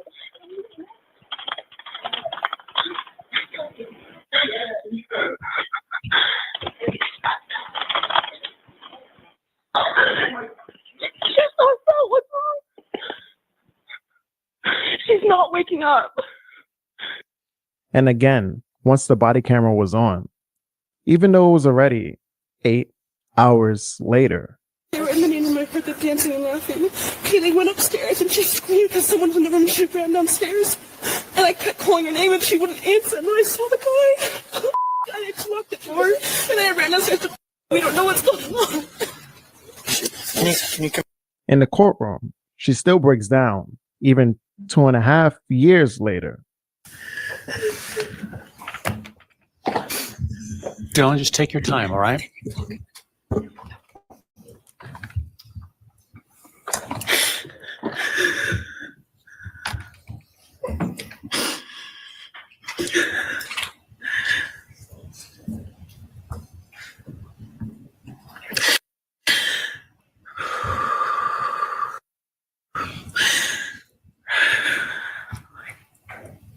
Sorry.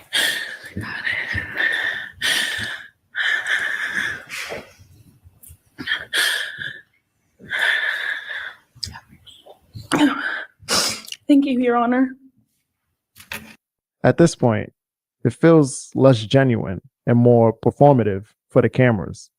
She's not the person she pretends to be in the public eye, especially when she was partying while the cameras were off. Once those pictures were released, the family rushed to do damage control, claiming she was healing even though she was clearly partying. And Dylan herself has retreated from the public eye. Very few people see her out and around. She from what I've been told, she is in trauma therapy of sorts. She's getting help from the spiritual community. She is isolating herself, but she is stepping out a little bit at a time. I've been told from mutual friends that she is gaming online with peers in group gaming sessions, and she's doing what she can without breaking real out into public with peers in group gaming sessions, and she's doing what she can without breaking real out into public. The body cam footage also suggests that a cleaning occurred after the fact. A witness claimed that Murphy, the dog, barked from 4 a.m. to 4:45 a.m. and it appears someone let him back inside at 4:45 a.m. Who let him in? If the killings had already taken place and Dylan and Bethany were supposedly asleep, who was with Murphy? Were the roommates even hiding? Or was something more sinister going on? One thing that seemed strange was Jack, Kaylee's ex, arriving on the scene and immediately asking for the dog. Other friends noticed that he seemed more interested in the dog than in Kaylee or the roommates. But how did he even know the dog was there? He seemed unusually sure about it, even though he didn't seem to know what had happened to Kaylee. Remember, he arrived around 12 p.m. before the police had disclosed what happened to the roommates. According to Hunter Johnson, he had only checked Xana's room, so no one should have known what was going on upstairs. How did Jack know about the dog and appear indifferent to Kaylee's situation? Normally, when news reporters arrive, they ask local residents if they saw or heard anything. We start with this. A man has life-threatening injuries after being stabbed by an intruder early Sunday morning in Boise. But we also spoke with Steve and Jennifer Adamson, who live next door to the victim. Last night, I was woke up about midnight by a blood-curdling scream. I didn't go out to find out what it was because I heard somebody else come up and take care of it. But then I saw lots of flashing lights, about 7, 8 cop cars lined up the street here, and I saw ambulance take somebody away. Well, I woke up at 2 o'clock with a knock on the door, and it was the police. But in this case, very few people seemed willing to speak. Think about it. We haven't seen a single resident on camera give a statement about this case. These are college students, yet no one on the University of Idaho campus seemed willing to be interviewed. Road near U of I's campus, they found the 4 students dead. Moscow Police Chief James Fry also said 2 roommates were home when it happened, but didn't go so far as to call them witnesses and says they were not hurt. The murders happened sometime early Sunday morning, but Fry did not say why it took so long for someone to call 911 rather. And he also wouldn't clarify who made the call specifically. Now, I spoke with U of I's Dean of Students, Blaine Eccles, earlier today.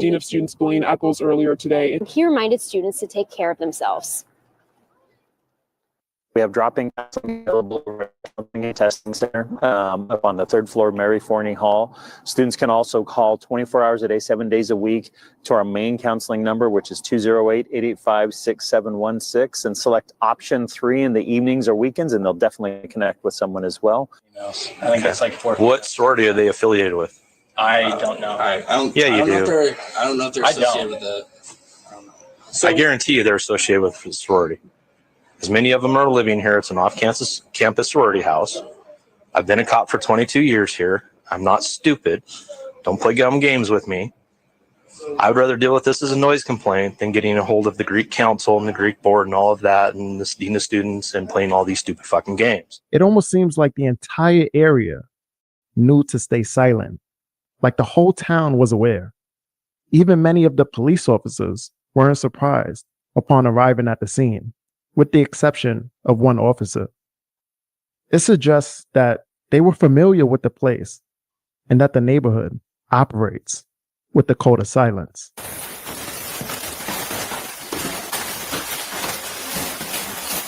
Please start it. We're on 3rd floor coming up.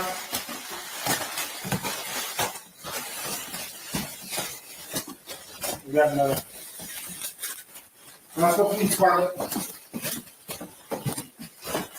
Dude, sure.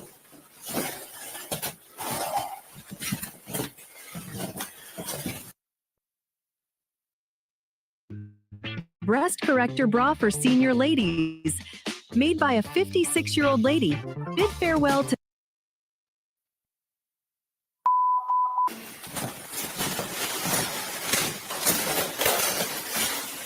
House clear? We're clear. Let me just secure the outside first. Go to the front door.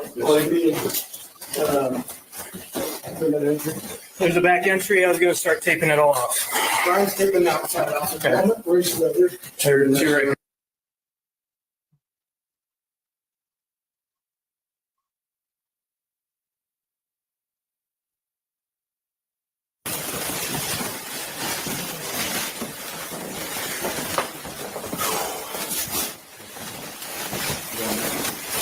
This points to the possibility that the attack was organized. not the work of a single individual like Kohlberger. Moscow police found snow foot tracks that went towards the back of the yards west towards 1118 and 1126 King Road, and eventually Taylor Avenue, which would mean the person may have been on foot and not one drop of Kohlberger's blood in the snow or the ground. However, they did find a glove of dried blood that belonged to other males. When we first heard about this unidentified DNA last summer, that there were 3 profiles, 2 in the house, 1 on a glove outside, we were all like, wow. Kohlberger couldn't have committed this crime. It seems like the teachers hated on him for being smart, or maybe cracking a case, and needed to get rid of him. They want us to believe he didn't do this to other women, but decided on this particular day to do this to 4 people he did not know. It doesn't make sense, and really isn't in his character or past behavior. The fact that we see Kohlberger's extra cleanliness in the prison, 1122 King Road, is an OCD's worst nightmare. That place was garbage from the parties before. The truth is stranger than fiction. In fiction, Kohlberger committed the crime, but the actual truth is more sinister. An entire town out to take multiple lives in order to secure their deep, dark secrets, hidden from the public eye. They knew from the start. They even said they could have caught Kohlberger without DNA. A plea deal that there may have been a second weapon involved. What did the task force think? That there was a second weapon used, or was it just a knife? All the evidence showed that there was one singular knife that was used to kill all 4 of the victims. Would you have gotten probable cause to arrest him without the DNA? I believe so. Based on what? Our investigators were very confident that based off of where we were going with the vehicle and the information that we gathered, we would have got there. I don't know what our timeline would have been, but I believe we would have got there. From the moment they were packing boxes into the U-Haul, they left behind little crumbs they thought we wouldn't notice. If you pay attention to the back of the truck, it says Pennsylvania. Is that a coincidence? I think not. Lest Satan should get an advantage of us, for we are not ignorant of his devices. As we continue this journey, remember to keep fighting and exposing the true evil in high places, the kind that comes to destroy us all. The more we resist, the more they will crumble. Now are ye light in the Lord. Walk as children of light. For the fruit of the Spirit is in all goodness and righteousness and truth, proving what is acceptable unto the Lord. And have no fellowship with the unfruitful works of darkness, but rather reprove them. For it is a shame even to speak of those things which are done of them in secret. But all things that are reproved are made manifest by the light. For whatsoever doth make manifest is light. Wherefore he saith, Awake, thou that sleepest.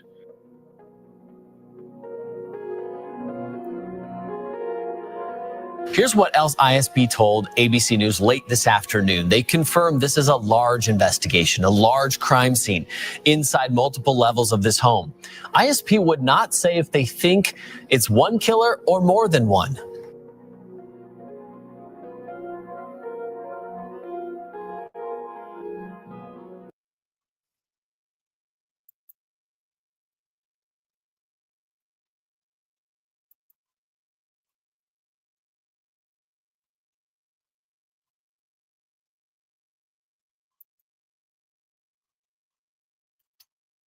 Okay, y'all.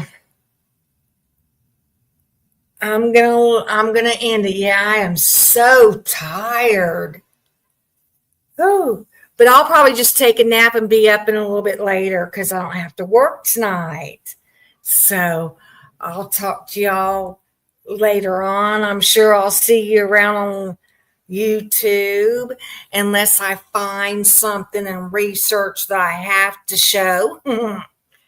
And yeah, I'll talk to y'all later, and I love y'all a lot. And thanks for being here. Yeah, thanks for coming. Bye-bye.